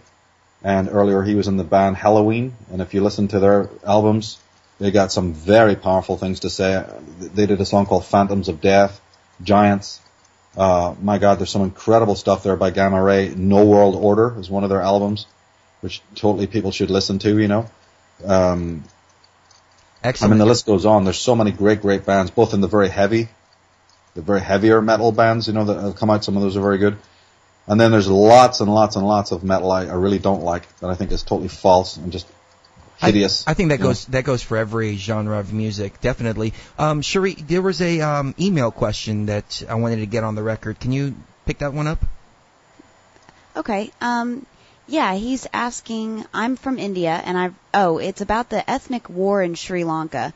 I'm from India, and I've read some reports that says an ethnic cleansing of sorts, like what's happening in Iraq of suspected Anunnakis, is taking place. Let me know if you have the time. Maybe I can send you more details. This person, I don't think they know English very well. But do you know anything about that?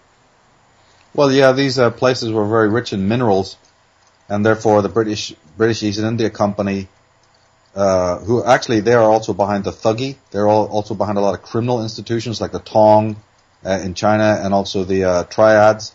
All of these groups, including the Thuggee and many other criminal organizations, and who are now, you'd find these political groups. These were all funded and created by the British royals, because they wanted to leave they wanted to leave India in a state of total chaos when they pulled out. Therefore, they had to create a division between the Hindus and the Muslims, which, of course, there was the fighting over Pakistan, Bengal, and India. Right, there's millions of deaths. That was deliberately caused. Mahatma Gandhi tried to do his best to stop it, but he couldn't. And down in Sri Lanka, which used to be called Ceylon, by the way, its original name was Ceylon, they did the same thing again, to suppress all of the indigenous people down there, who had already been suppressed for hundreds of years. The suppression of Ceylon goes back hundreds and hundreds of years, where the original Dravidian peoples, the original indigenous peoples, had always been subjugated in various ways. And so they want the minerals. It's also, by the way, a strategic place. There's certain observations of the heavens that can only be made from Ceylon. There's certain military reasons why they want to there. It was also a place where, in the time of the Elizabethan age, the pirates used to bury their gold, you see, and bring their slaves, and also including Fiji and the Seychelles Islands. These are very important to the maritime law and to maritime to shipping and all of the things that the British government tried to control, you see. So Ceylon has been the center of so much trouble, just as being Thailand and Malaysia and all of these Eastern Bloc countries. Not Eastern Bloc, but you know what I'm saying, the Far Eastern countries. And the history of these places is very interesting. I really don't know that much about it. I'm more up to speed on what happened in northern India, you know, between the Hindus and the Muslims and so on. But all of these divisions, all of these religious divisions, and all of these ethnic divisions, these are all manufactured by Britain. It goes for Europe, it goes for the Middle East, how they purposely, deliberately put ethnic peoples beside each other who have long hated each other, have nothing in common culturally with others. The British, after the Second World War, and after the First World War, I mean, through the Balfour Declaration and various other policies, purposely made sure that very, very dissimilar peoples would be forced to live in colonies side by side, because they knew that that would lead to a Second World War. They knew that that would lead to various other conflicts in the world. Never leave the world in a state of conflict. It goes back to what we were saying psychologically earlier on about the people who are in a state of complete spiritual, moral, and intellectual depravity. Want to make the world into the state of chaos, and they've been able to do this through the banks, the world banks. What do you think all this immigration is today? Where the whole Western world is flooded with immigrants. It's because the World Bank has so impoverished all of these foreign countries. Instead of helping them to live in their own countries and giving them aid, They have completely or officially impoverished Mexico and impoverished the East and impoverished Africa. And then they say, we'll open the doors of the affluent West, where people have worked to the bone to create that affluence, and now you're going to share it with all these people who don't bloody deserve it. And no matter how many people warned about this, that you can't create two impoverishments, neither culture is going to be benefited from this hideous action.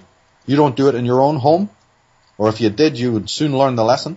And you certainly can't do it in society. It has nothing to do with racism or anything else what I'm talking about. It's a simple immigration quota fact that for hundreds of years was obeyed and things were good. What on earth has got into people's minds? But this is this colonialization, and it has many, many permutations. And the East has been a threat, so they had to dumb down the Eastern people are backward intellectually. That's why they've been kept that way. In the Eastern Bloc, in the communist countries, right, what happened there? Well, massacre, genocide, and then artificially suppressing them with a fake ideology. And also making sure that they were materially in a great state of want.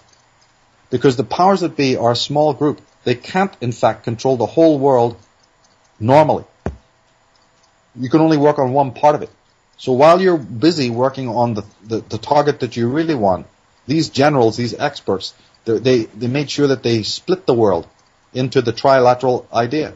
And that in the Eastern Bloc, this is why the Russians, the Soviet troops, were allowed into Berlin, even though the American troops were technically there before. And they were told to hold back. Eisenhower told Patton to not go into Berlin and to wait for the Red Army to go in. And Patton screamed blue murder, so he was murdered. He was actually killed. This is known fact. Because he was going to create hell when he got back to America, talking about this incident. Why were the Soviet troops let to go in? It's because it was to divide Berlin, to divide Germany, which is exactly what happened all over Europe, not only in Germany. The communists were allowed to go in because the same people who fund communism, right, are the same people doing the experiments in the West. But they had to artificially put it on ice. They had other reasons for it as well, of course, but you divide and you conquer. You keep Europe under ice. You keep it on the back burner, right? And in the third world, you simply massacre and impoverish them materially and keep them in an intellectually completely dumbed down state. And you do that through religion. You do that through the brand of religion. We said earlier, I have no time for these Eastern religions on the most part, except Taoism and a little bit of Jainism. I've got some, much more lenient with those. But on the whole, I understand what religion has done in India and these other places. And you do this within countries, and you do it broadly across the globe. And then when you're finished with the main project, you have time now to turn to those other potatoes and say, well, now we're going to handle you. Which is why NATO went in to handle the Serbs. And the immense atrocities have been done to the Serbian people. You see, that now they could be handled. Now Iraq and Kuwait and all of these places could be handled. Because you put in dictators, you put in tyrants, you put in people who will either freeze everything and keep things in a state of total arrested development materially and socially and religiously. And then you create the antithesis to that. We see it going on today with the Islamic conflict with the Christian world. That's for a reason. And how these primitive people who treat women so badly and believe in all this nonsense in religion, you see, they're now being purposely given hegemony. The doors are purposely being opened so that this conflict can be created. Well, that's a lot to digest. And then was it Rush Limbaugh? Yeah, it was Rush Limbaugh the other day comes out and says all the people who lost their family on 9/11 should be outraged that Obama's not going after Muslim radicals or Muslim extremists, and he's not mentioning them as Muslim radicals or Muslim extremists. So, you've got all these people that are paid to stir up the pot of division, just to try to start wars, just to try to keep everybody separated. Oh yeah, the Glenn Becks, the Jon Stewarts, the Bill Mayers, this slug you just mentioned. They are there as the mouthpieces of dissent. They pretend to take an opposite view. They have maybe a sheen of humor, or like Bill O'Reilly, a sheen of antagonism. You see, and this is all done to stir up all of these partisan divisions, which if left for a few minutes, people wouldn't even be really buying into. They're so illogical that you drop them. So they have to keep up churning the pot, as you say, to keep this thing going. Yeah, okay, if they're going to go after some sort of Islamic extremists, why don't they also go after the Carlyle Group and various other organizations who created these Talibans and these other maniacs over there? Right. These freaks, these lunatics and extremists have been incubated by the same, colonial forces who've been doing this from day one. And then any voice of true logic who's ever stood up to warn the human race about what's been going on, they've either been silenced, or they've been assassinated professionally, or even physically assassinated. The Enoch Powells come to mind, the David Dukes come to mind. There's so many people who've stood up to warn people, and they've been labeled extremists, they've been labeled, and extremists are running the shop. I said recently on another interview, can you think of anything more hideous than the American people forgetting who their enemy is? 200 years is really ultimately not a lot of time in history. How could it be that the Americans have forgotten that the British government, the British establishment is their enemy? And therefore, having forgot that, they not only leave the door wide open for those very agents of the British Crown to come in and take over the government of America. Half of these people are even knighted by the Queen. Not only are they now ensconced through the federal orgs in America, but that they wake up in the morning, devise a faux opponent in some foreign land, and say, hey, you guys, wake up, march off to war, march off to more ritual slaughter, get suited up, and go over and fight these enemies that you don't even have the faintest idea what they're doing and why you oppose them. And this even goes for the war against Germany, which don't even get me started on that. But even in recent history. So in other words, American boys and girls are going to die and spill blood for a supposed faux enemy on foreign shores, while the real enemy is the one telling them where to go and rolling on their backs in the federal orgs, the Greenspans, the Roosevelts, the Woodrow Wilsons, the Trumans, the Eisenhowers, the Clintons, the Holbrooks, the Wolfowitzes, the Caseys, the Eagleburgers, the Weinbergers. All of these people can just point a finger, through their media oracles, stir everybody up to wave their little flag, and Americans go and die on foreign shores and foreign wars of which they have nothing to do with it, impoverishing the country, creating incredible enemies, weakening all the structures and bringing a bad name to the country, and the real enemies, which can be proven, it's not even a matter of negotiation, are in the country as the leaders. We're voting them in. What more can a person imagine is a travesty in this world? And very much the same thing goes for England and all the other places that are under colonial power. This is what people have got to wake up to. Yeah, because it kind of lowers the people of that nation down to a dumb animal, a dog that you say, okay, go get him, boy, and they don't know why they're attacking that person, but their master said to attack them, so they're going to attack them. Well, they did the same thing to us, though, in September of 2001. The whole country was rallying to get these terrorists. Yep. Yeah. It's the exact same thing as and dumb. That. And dumb is the right word for it, because as people might have learned some of this history, because remember, the one downside of the criminal is if he keeps repeating the modus operandi, then the detective becomes aware of what's called the pattern, right? The motive. It's the what do they call it? It's the profile. Mm-hmm. All criminals repeat a certain profile. Over time, I think the other side is also aware that we might crack it. We might get a bit aware of this particular profile. So then the other thing that they must continually do is dumb down the youth, so that the youth is completely going to buy into this propaganda whenever it should happen that they need this kind of conflict thing to take place. If you have an educated class coming out of universities and schools that know a bit about history and might in fact know that, wait a minute, we kind of did this 10 years ago, or we did this 50 years ago, or wait a minute, this is repeat. Well, that's not going to work, and eventually people will give up because they'll know what's going on. But the answer to that is to dumb down people with a lot of false history on television, through PBS and through all of the other oracles, or this over-romanticized kind of Clive Burns rubbish, or whatever his name is. This PBS type of faux romantic historization. Right. Or it's just completely dumbed down people so they don't even have a faintest idea.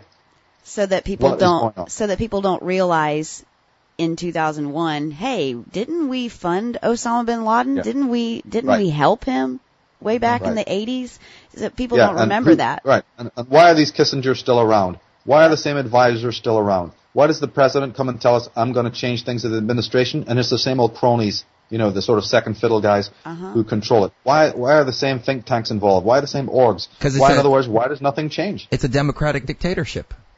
Yeah, exactly. Yeah. Let me ask you this, though. Incredible. How does the third eye and the pineal gland play into all of this? Because it seems like there's a constant attack with fluoride and everything like that. Is that one of the ways they keep people dumbed down, and is the key in the pineal gland? Yeah, not only with fluoride and those kinds of poisons, like aspartame and these things, but also by the use of light. When I taught the children at the New Age Academy School and other places, we looked at how the media and even the world in general, why skyscrapers, use the fluorescence, why fluorescent light is used in schools, why basically our cities are super lit all the time, so much so that it even blocks out the natural light of the stars. We don't even really experience natural light anymore, to tell you the truth. There's so much artificial light around. And that affects the pineal gland because the pineal is stimulated. It's stimulated by light. Yes, it is. And it is also connected to serotonin and melatonin. And melatonin, in Latin, the word has to do with darkness. It's also, by the way, the hormone that has now been associated with independence. Really? And yeah, this was known by the powers that be, which is why under interrogation, the habit has been always to shine a bright light in your face. It's also the reason why the police, when they pull you over, not only shine the torch in your face, but they usually have the big headlight. I mean, obviously it's for protection. They don't want to get shot or something. But it's also psychological reasons as well, because when you shine bright light at somebody, it reduces the flow of melatonin, and that is the hormone of rebellion, or the hormone of standing up for yourself. So we actually live in a laboratory. Our cities now have become... Is that why Walmart has so many fluorescent lights that give you headaches? All the malls are like this. All the malls, I've had a big problem with this for years. All the malls being so way super lit. I mean, way more than you'd need it to be. And most places are like this. I mean, I've walked into places, it's like I nearly go mad. It's like, what the hell is this? And then you talk to these zombified people who have the unfortunately have to work in these places day after day after day. I mean, I've done it myself, so I mean, know firsthand, it's despicable. And this is part of the whole ideology of light. And in fact, when we even take it up a few levels and we talk even about why the Illuminati are calling themselves that, the princes of light, the keepers of light, they use the symbol of light, is because light has certain properties we continually forget about. Light is destructive as well as creative. Light can conceal as much as it reveals. You flash a bright halogen light in somebody's face and they're blinded. If you're shielded by light, nobody can see you, right? So light has certain occult properties that people need to start thinking about. And these occultists at the top level that we've been talking about, the Gaionium, the princes of light, they know how to manipulate light in many, many ways. And so to introduce this to the people I've taught, it's like I say, okay, just let's watch some commercials here. Let's watch a few minutes of TV and just notice one thing. The usage of light, how light is being fired at you constantly and repetitiously and so forth and so on. If you're not aware of it, it has a terrible effect. If you're aware of it, it's not so bad. But the thing is that we need to be aware of this because that's another form of the psychic dictatorship. In the occult tradition, light is considered to be phallic. It's almost like a sword. It's almost like a lance. It's a weapon that can be used and has been used by the people who consider themselves the keepers of light. So again, we have this whole religious connotation of light being connected to enlightenment and purity and all these kinds of things. And to an extent that's true. But I've always tried to redefine light. I've worked a lot on that. We've spoken about it many times. That, hey, what about even the other connotation of the word light in terms of weight? Is that why I try to get people into that mode of thinking, hey, let's just toy with that idea for a minute. That enlightenment might in fact have something to do with lightness. As like in the tarot card 22, the zero, the fool. You see this kind of lightness. And it's strange that in some of the most spiritual people I've ever met, that is in fact the quality that they have, is this kind of what only can be described as lightness, or maybe another word would be detachment, or whatever you want to call it, So I ask people to question that. Just bear in mind that there's, another connotation there. Is that why they call Lucifer the light bearer?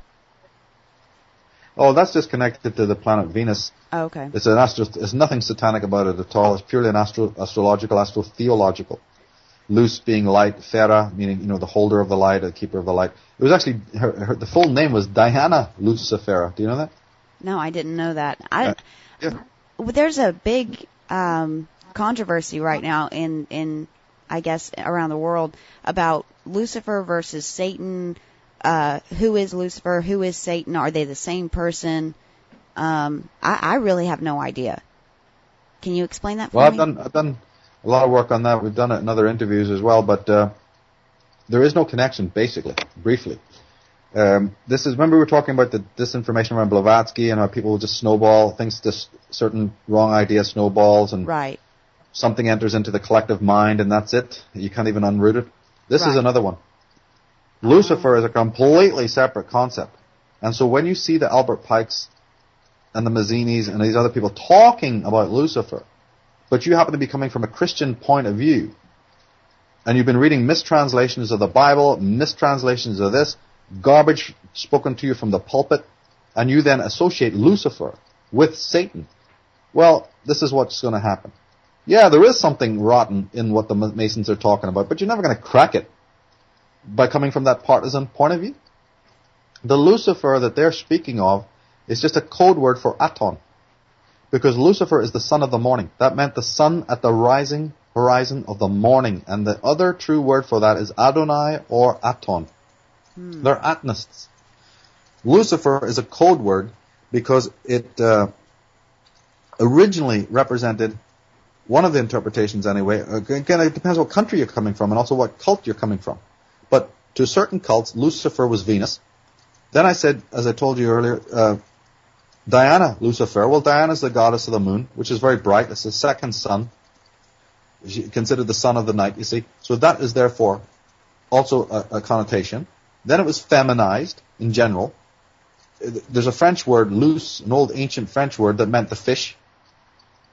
So this ties it not only into the womb, the vagina and the female, but also ties it into Jesus, the Christians and their symbol of the fish, representing underground knowledge or Pisces, a lot of astrological stuff there. And then Satan was a Hebrew word that meant nothing more than opposer. And it didn't even have a religious connotation, by the way. It had a I guess you'd call it political connotation in the synagogues and also in the Gnostic cults, like the Essenes or these groups, the Zadokites. When they had a debate and you sat around in a circle and everybody was debating, whoever was the person who took the opposite point of view was considered the Satan. That was the word that was used for him. Satan. Shaitan. All it meant was the one who contradicts. And in fact, in the earliest translations of the Bible, in the book of Genesis, the word Satan doesn't even appear. It didn't have that connotation at all. And more importantly, the word Lucifer absolutely did not appear. That is completely concocted. And has no relevance whatsoever. It appeared in Isaiah. It appeared in Isaiah, though, didn't it? Well, I know that it did in that book, and it was translated as such, and that's where we go to it. When people point to it, and that's where the first term comes up.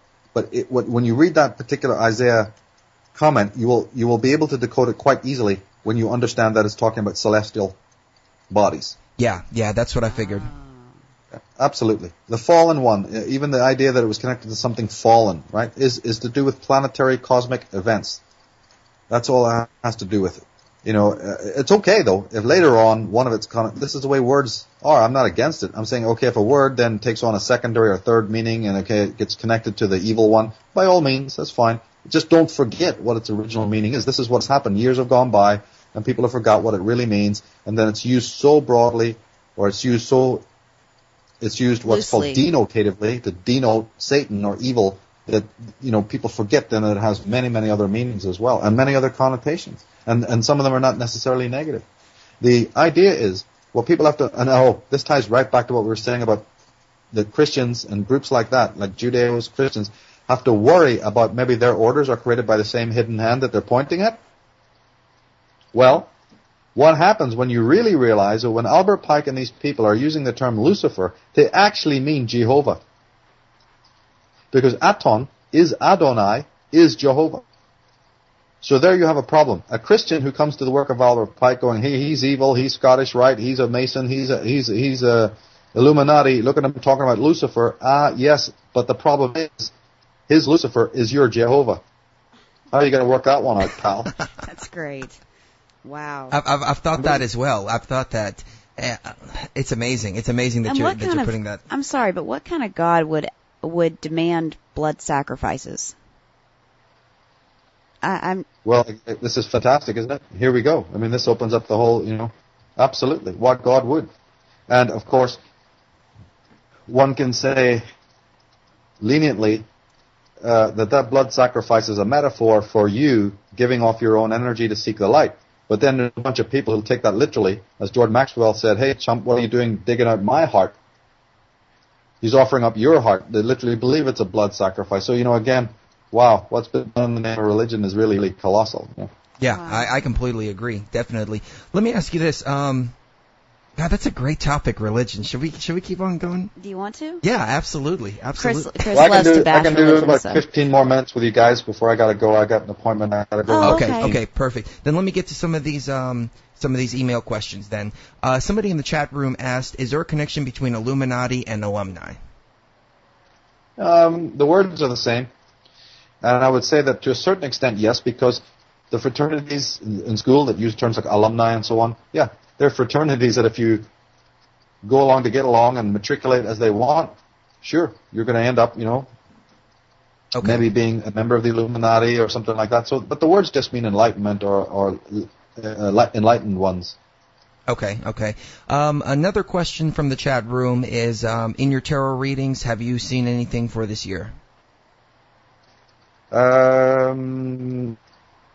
No, because I haven't been doing it quite that way. I've been more looking at the whole cycle we're in and the symbolism of Pluto.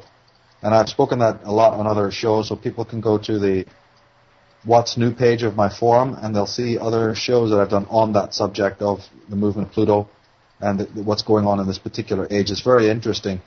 And Pluto is, of course, the planet of deconstruction. So that's why we talked about earlier that if people get into the mode of deconstructive thinking, everything will be cool. They'll really get their pieces of the truth in the puzzle. It'll all fall into place.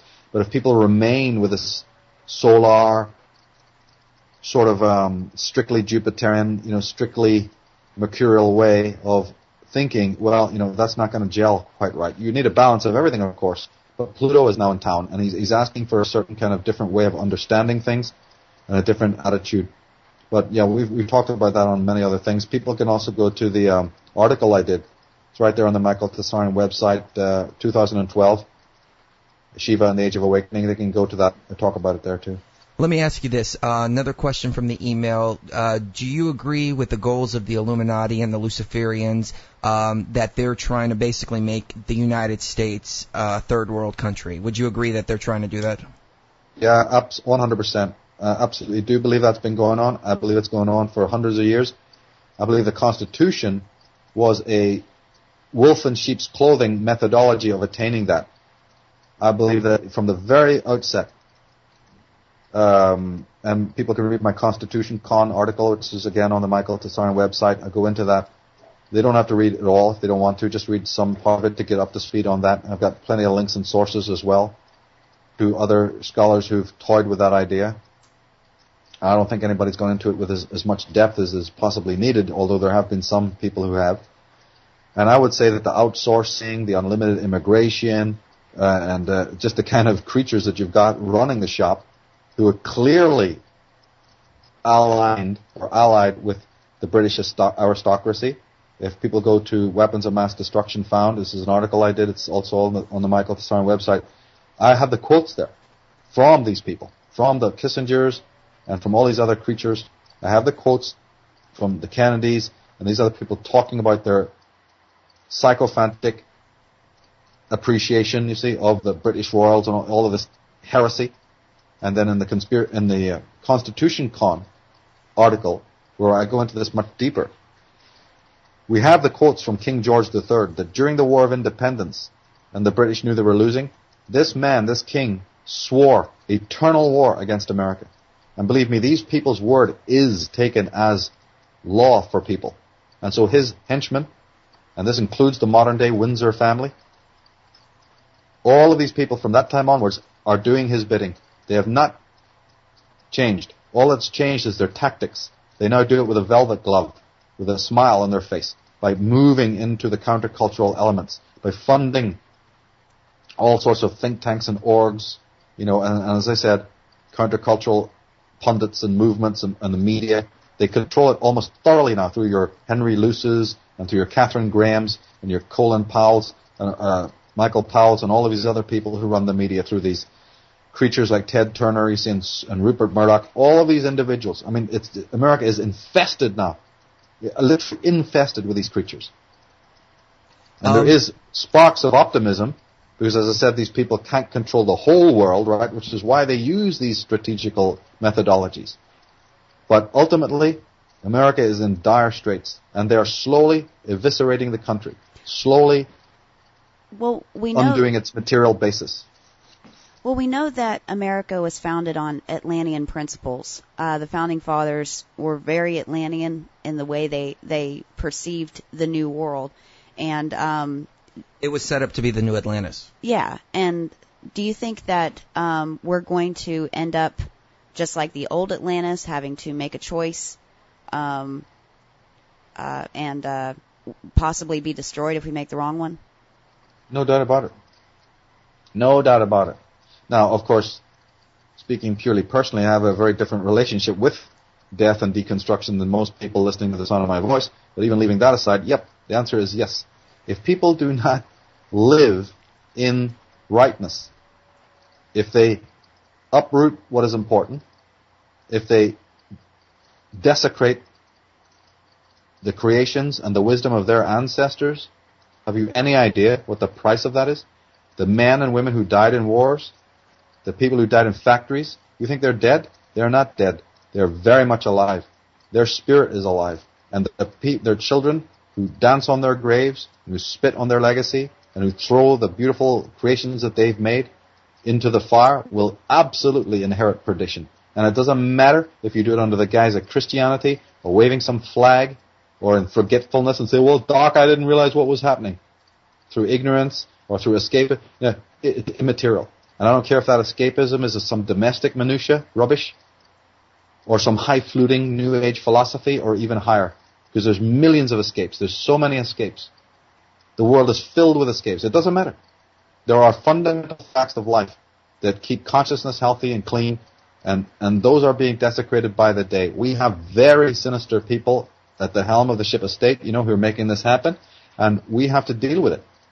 And you don't deal with it without studying their nature, their footprint, their particular way of thinking. It's not pleasant. I wish we didn't have to do it, but that's the fact. You've got to become very sharp, and ultimately you outwit them. Ultimately you outmaneuver them.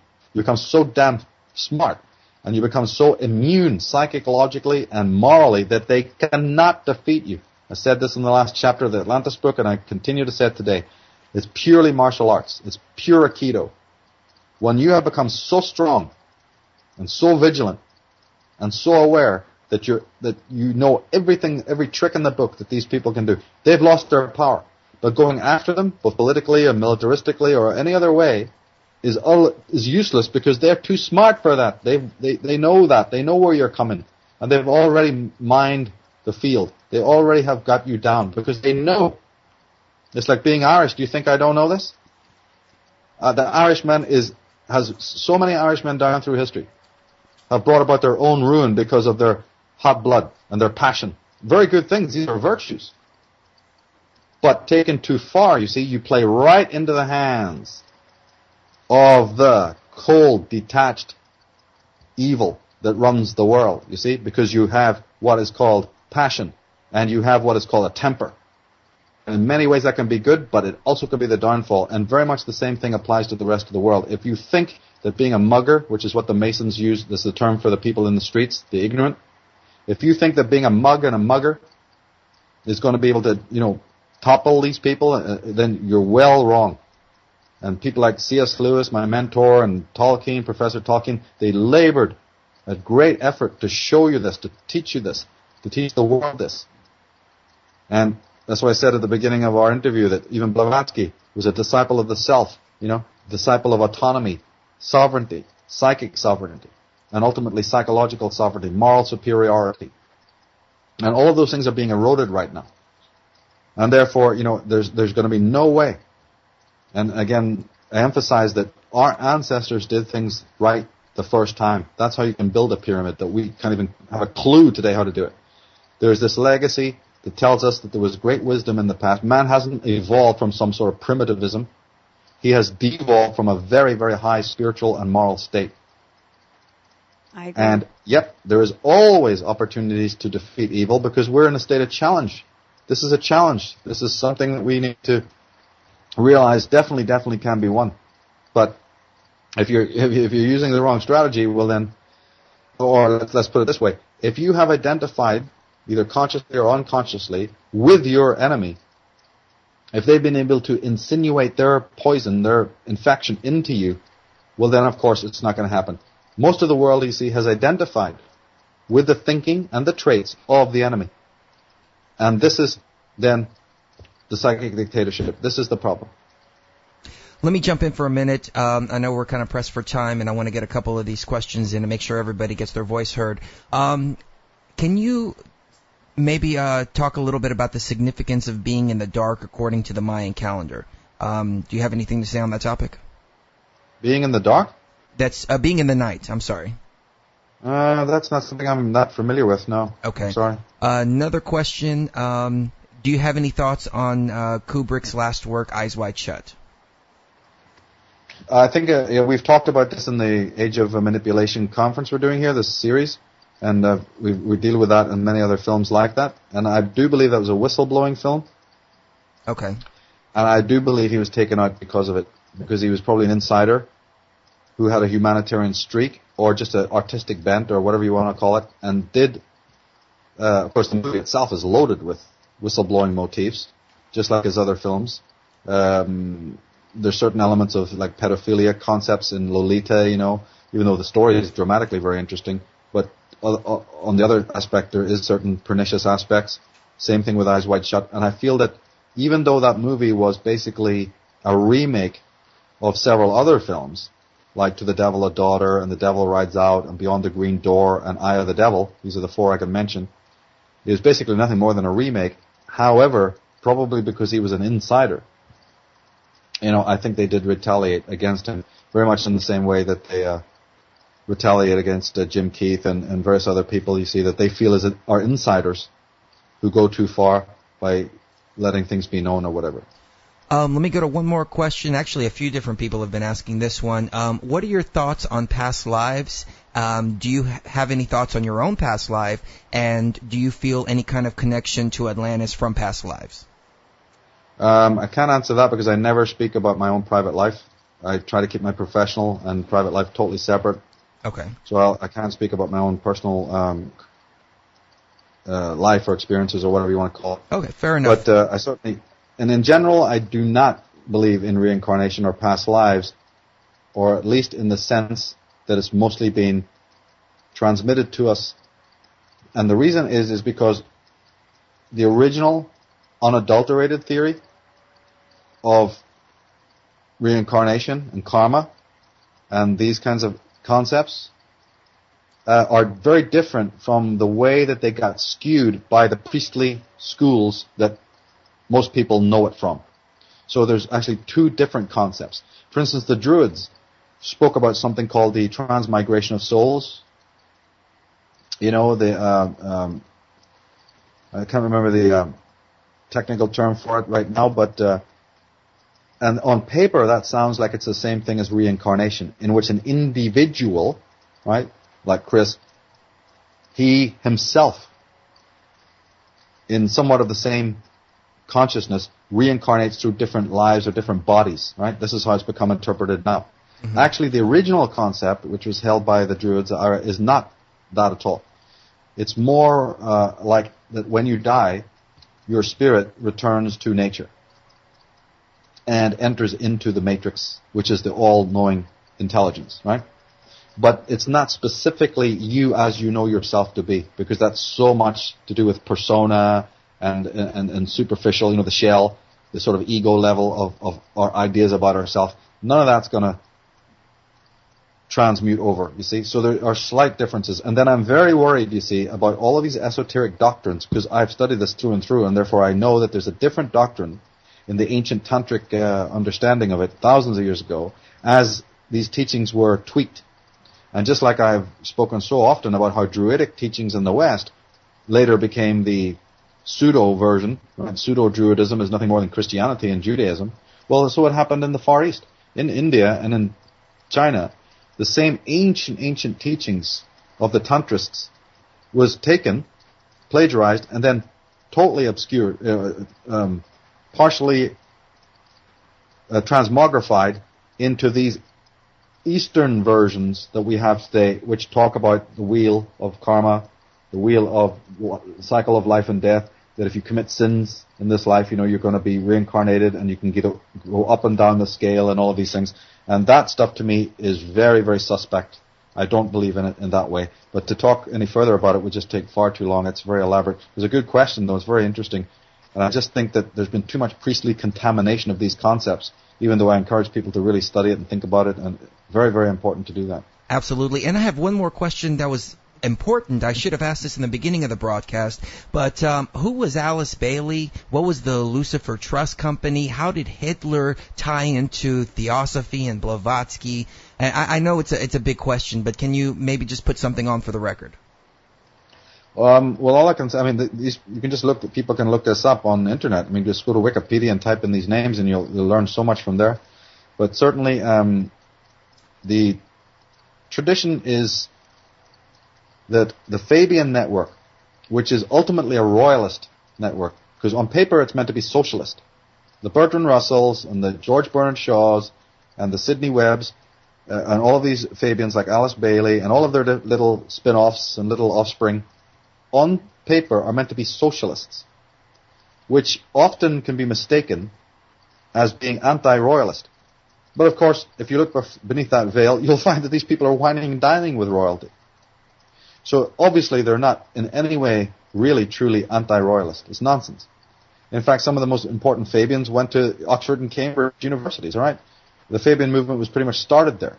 The London School of Economics, for instance, which is a Fabian headquarters, basically, has trained some of the top politicians of the world, not only the economists and so many other dignitaries. And this goes for the Round Table organizations and so many other organizations. And the royal stamp is all over them, all right? The Cecil Roses and the Lord Alfred Milners and so many of these other people are completely controlled by the Alpha Lodges of Freemasonry. And they're all royal, by the way. It's controlled by the Order of St. Michael and St. George, and is controlled by the Order of the Garter, the Club of the Isles, the Mount Perelin Society, the Royal Institute of International Affairs, and so many other royalist orgs. The list goes on. And they themselves are merely bastard children of the old Templar, organizations from much earlier on, right? Then, okay, how does this tie into Hitler? On paper, you'll often read continually that Hitler and his henchmen were all influenced by Madame Blavatsky, the evil Madame Blavatsky, and the Lucifer Trust, and all of this nonsense. As we said at the beginning of the conversation, there were certain people who borrowed and plagiarized and sort of liberally borrowed symbolism and even partly ideology. The story of the root races that Blavatsky had written about as an intellectual scholar was then picked up by people. But see, you've got to realize that somebody can come along and borrow and plagiarize a teacher's work. Doesn't mean that teacher has endorsed those people. That teacher may still think of that person as a blatant plagiarizer or as a blatant misconstruer of their work. Right. I agree. Madame Blavatsky was not hanging around any Nazis. Madame Blavatsky was not shaking hands she with was any of these dead by people. that time. Anyway. Nor even the proto-versions. There's been no actual logical connection that she really endorsed people like Bulwer Lytton or any of these other people. Far from it. She was not in bed with any of the Jewish bankers who funded Hitler, period. She was not in with any of the Jesuits who are so much involved with fascism, both of German and Italian and other forms. My God, as I said at the beginning, she was trying to expose those people. It's a contradiction to say that then she was their best chum. And secondly, she was not a proto-Nazi any more than Nietzsche was. But then the Guido von Lists, the von Liebenfelds, you see, and all of these proto-Nazis who are actually really called Ariosophists, and I've dealt with them in Volume 1 of the Irish Origins book to show you that they have no connection to the true meaning of the word Aryan. They are guilty of totally bending and skewing that word even worse than Madame Blavatsky did, and that they also have really no connection to Theosophy. But these evil arcs were very crafty at being able to use a lot of Masonic and Pan-Masonic stuff. With one hand, they suppress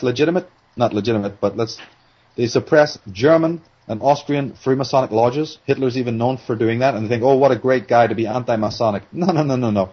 He just wanted to supplant his own form of Masonry because he knew that certain Masons are moral people and are philanthropists and won't go along with this gig, with this pretty much Zionist, socialist gig that is also very aristocratic based, you see. So he had to purge the kind of Freemasons he didn't like. It wasn't about getting rid of Freemasonry. What nonsense. It's about setting up the kind of Freemasonry they want so they won't have opposition from the other kind, right? Okay. Then you find out that the Thule Society, which is aristocratic, and even its members of, I believe it's members of the Thule Society that actually mind-controlled Hitler. I believe that Adolf Hitler himself was a double agent. He worked for, not a double agent, but he worked for the British intelligence. He was their agent.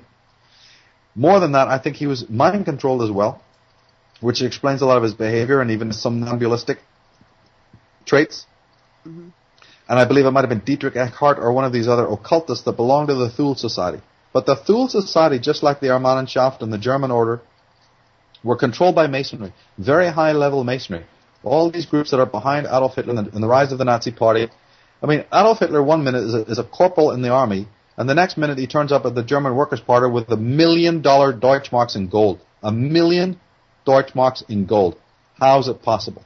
It's because he's funded by the elites. All right, he was their agent. It's a no-brainer. Then you turn to the fact of all these British connections, the connections between the British aristocrats. I mean, not only their ambassador von Ribbentrop, but Rudolf Hess was always flying back and forth to England to get the orders. Right? Finally, his plane crashed, so then they had to cover it up by saying, oh, what was Hess doing flying to England? You think he only did it the one time? What are you talking about? They all have to go to England to find out what the rules are. They're being given their orders from New York City and from London. There's nothing German about the Nazis. The Nazis were there to destroy Germany, to undermine Germany forever. Because Germany represents a tremendous threat for thousands of years. There's been Germanophobia. People should study the history of Germany as it really is, not the garbage that's been taught to us. And therefore the Nazis were a order created by Masonry and British intelligence to undermine the German people in the country of Germany and to wipe them out, and also to embroil people in a blood ritual, the Anglo-Saxon Caucasian race, both of France and America and also England, to come together in a mass Holocaust for much broader reasons than I've gone into my work. It was nothing more than a huge blood ritual. And finally, some of the generals started to understand this because, of course, strategically, things were happening that were just absolutely irrational and inconceivable and insane. But it was too late. By the time people worked this out, that obviously Hitler could not be German for Germany, it was too late. The damage had already been done.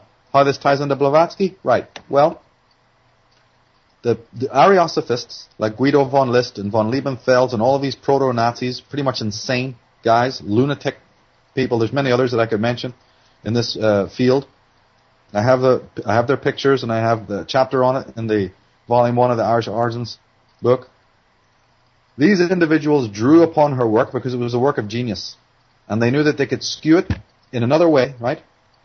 And present it to the people. They needed something. They needed archive information. They wanted theories so that they could set their whole gig up. And, of course, down the line, the people who are in less knowledge about what's really going on the occult level, they get fascinated by this. They misinterpret the word Aryan. Blavatsky gets the blame. You know, Germany sends off all these anthropologists and scholars around the world to take measurements and dig up old places and say, oh, yeah, there was this Aryan race. And the whole thing just becomes a total hodgepodge of nonsense, all right? There's reasons for that. There's nothing to do with the purer teachings at all. But the people who actually did the funding, the people who brought these people to power, like the von Thyssen family and the Helmut Slacks of the world, you see, and the people who advised. One of the most important advisors to know about is a guy called Haushofer, Karl Haushofer. Uh-huh. Did we lose him? Oh my gosh. Where is he? Huh. That was weird. I can't hear him. Oh, call dropped. Let's see if we can get it back on. Yeah.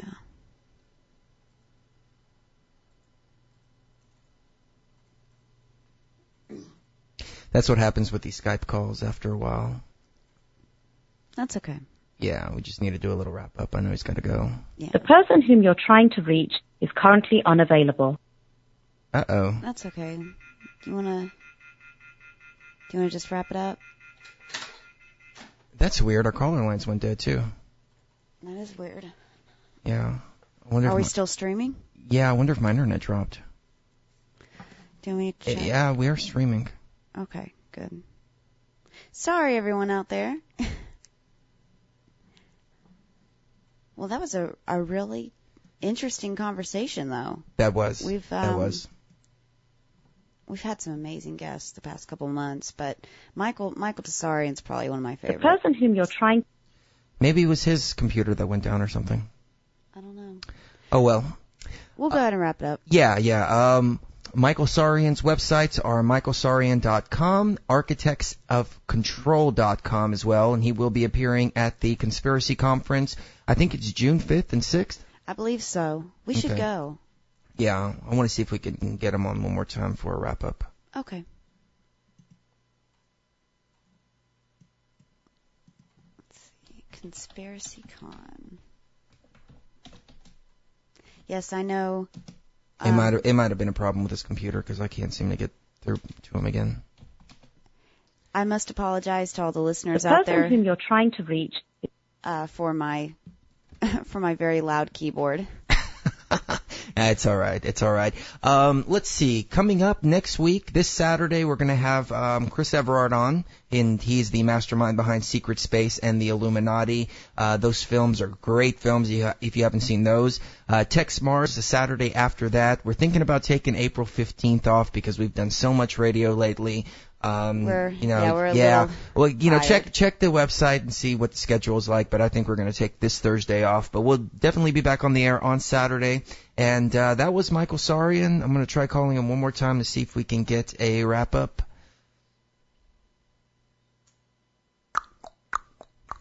And yes, that conspiracy conference is June 5th and 6th in the San Francisco Bay Area. And they're going to have lots of great speakers there. Dr. Len Horowitz, Bill Deagle, Jim Tucker, H. Michael Sweeney, Tex Mars. Yeah, I think maybe there was something wrong with his computer. Okay. Michael S. Hoffman, Michael Tsarion, Stan Monteith, Anthony Hilder. I mean, there's just that's going to be great. We need to go. We need to go to that for sure. Let's see. Anything else? I think that's pretty much it. That's it? Do we run the intro? I mean, the outro? The outro, yeah. All right. What did I do with it? I'm all unorganized over here. Sorry. Thanks for tuning in, everyone. Yeah, everybody in the chat room has been great. Great questions from everybody. And should we try one more time? Why not? Okay. Let's see. I hate to end the interview without doing a little, wrap-up. Thank you and all that. I know. I mean, he spent so much time with us. He was so gracious with his time. 4 hours. 4 hours. I know. And he was with us for 4 hours last time, wasn't he? Yeah, he's a great guest. He really is. I mean, he's very well-spoken. He's knowledgeable. He's very gracious with his time. The person whom you're trying to... And apparently his Skype is not working, so... That's okay. Anyways, I guess that's it. Everybody have a great day or evening wherever you are, and we will see you on Saturday for sure, and possibly Thursday at truthfrequencyradio.com.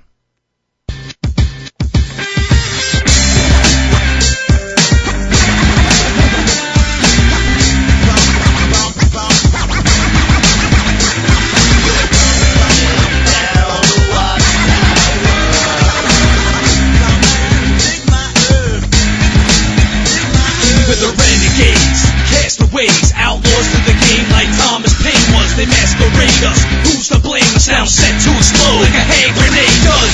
No peace to seize the police to show peace. Unleash beef, no belief, peace. Underneath the beast it lies dormant, forced to use force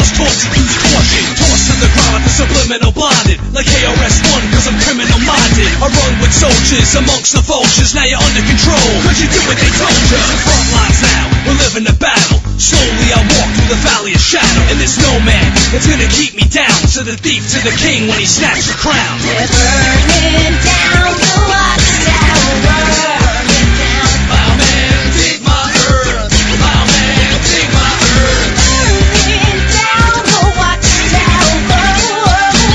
My man, dig my earth. My man, dig my earth. Yo, how many stars need to fall before we learn to burn the hype out and put your lights out? I'm sitting here thinking like, who's the wiser? Then I act like Chuck D and fight the power. Who would have thought we rush the watchtower and shower the game with acid rain every hour? Devour these corporate politicians in office that keep watching you from satellites in orbit. So hold your breath now, walk the front line. The streets are a battlefield, this war's a gold mine. Sent to confuse you, here to abuse you. Jokers strategically placed to amuse you. So tell me who knew these thieves would fool you? Too bad none of us act like we used to. We're crazy now, we heard the lies. I see some of the vomit when you stole the sight. Come on. Burning down the watchtower. Burn it down. My man, dig my earth. My man, dig my earth. Burning down the watchtower. My man, dig my earth. My man, dig my earth. You're running through a dream and you can't run faster, but I come through to cut the strings of the puppet master. Break the chains, unleash the rage, smash the padlocks and get out of the cage. Now we're on the run and we can't escape. It's like everywhere you go, you get caught on tape. The eyes are watching, they're looking for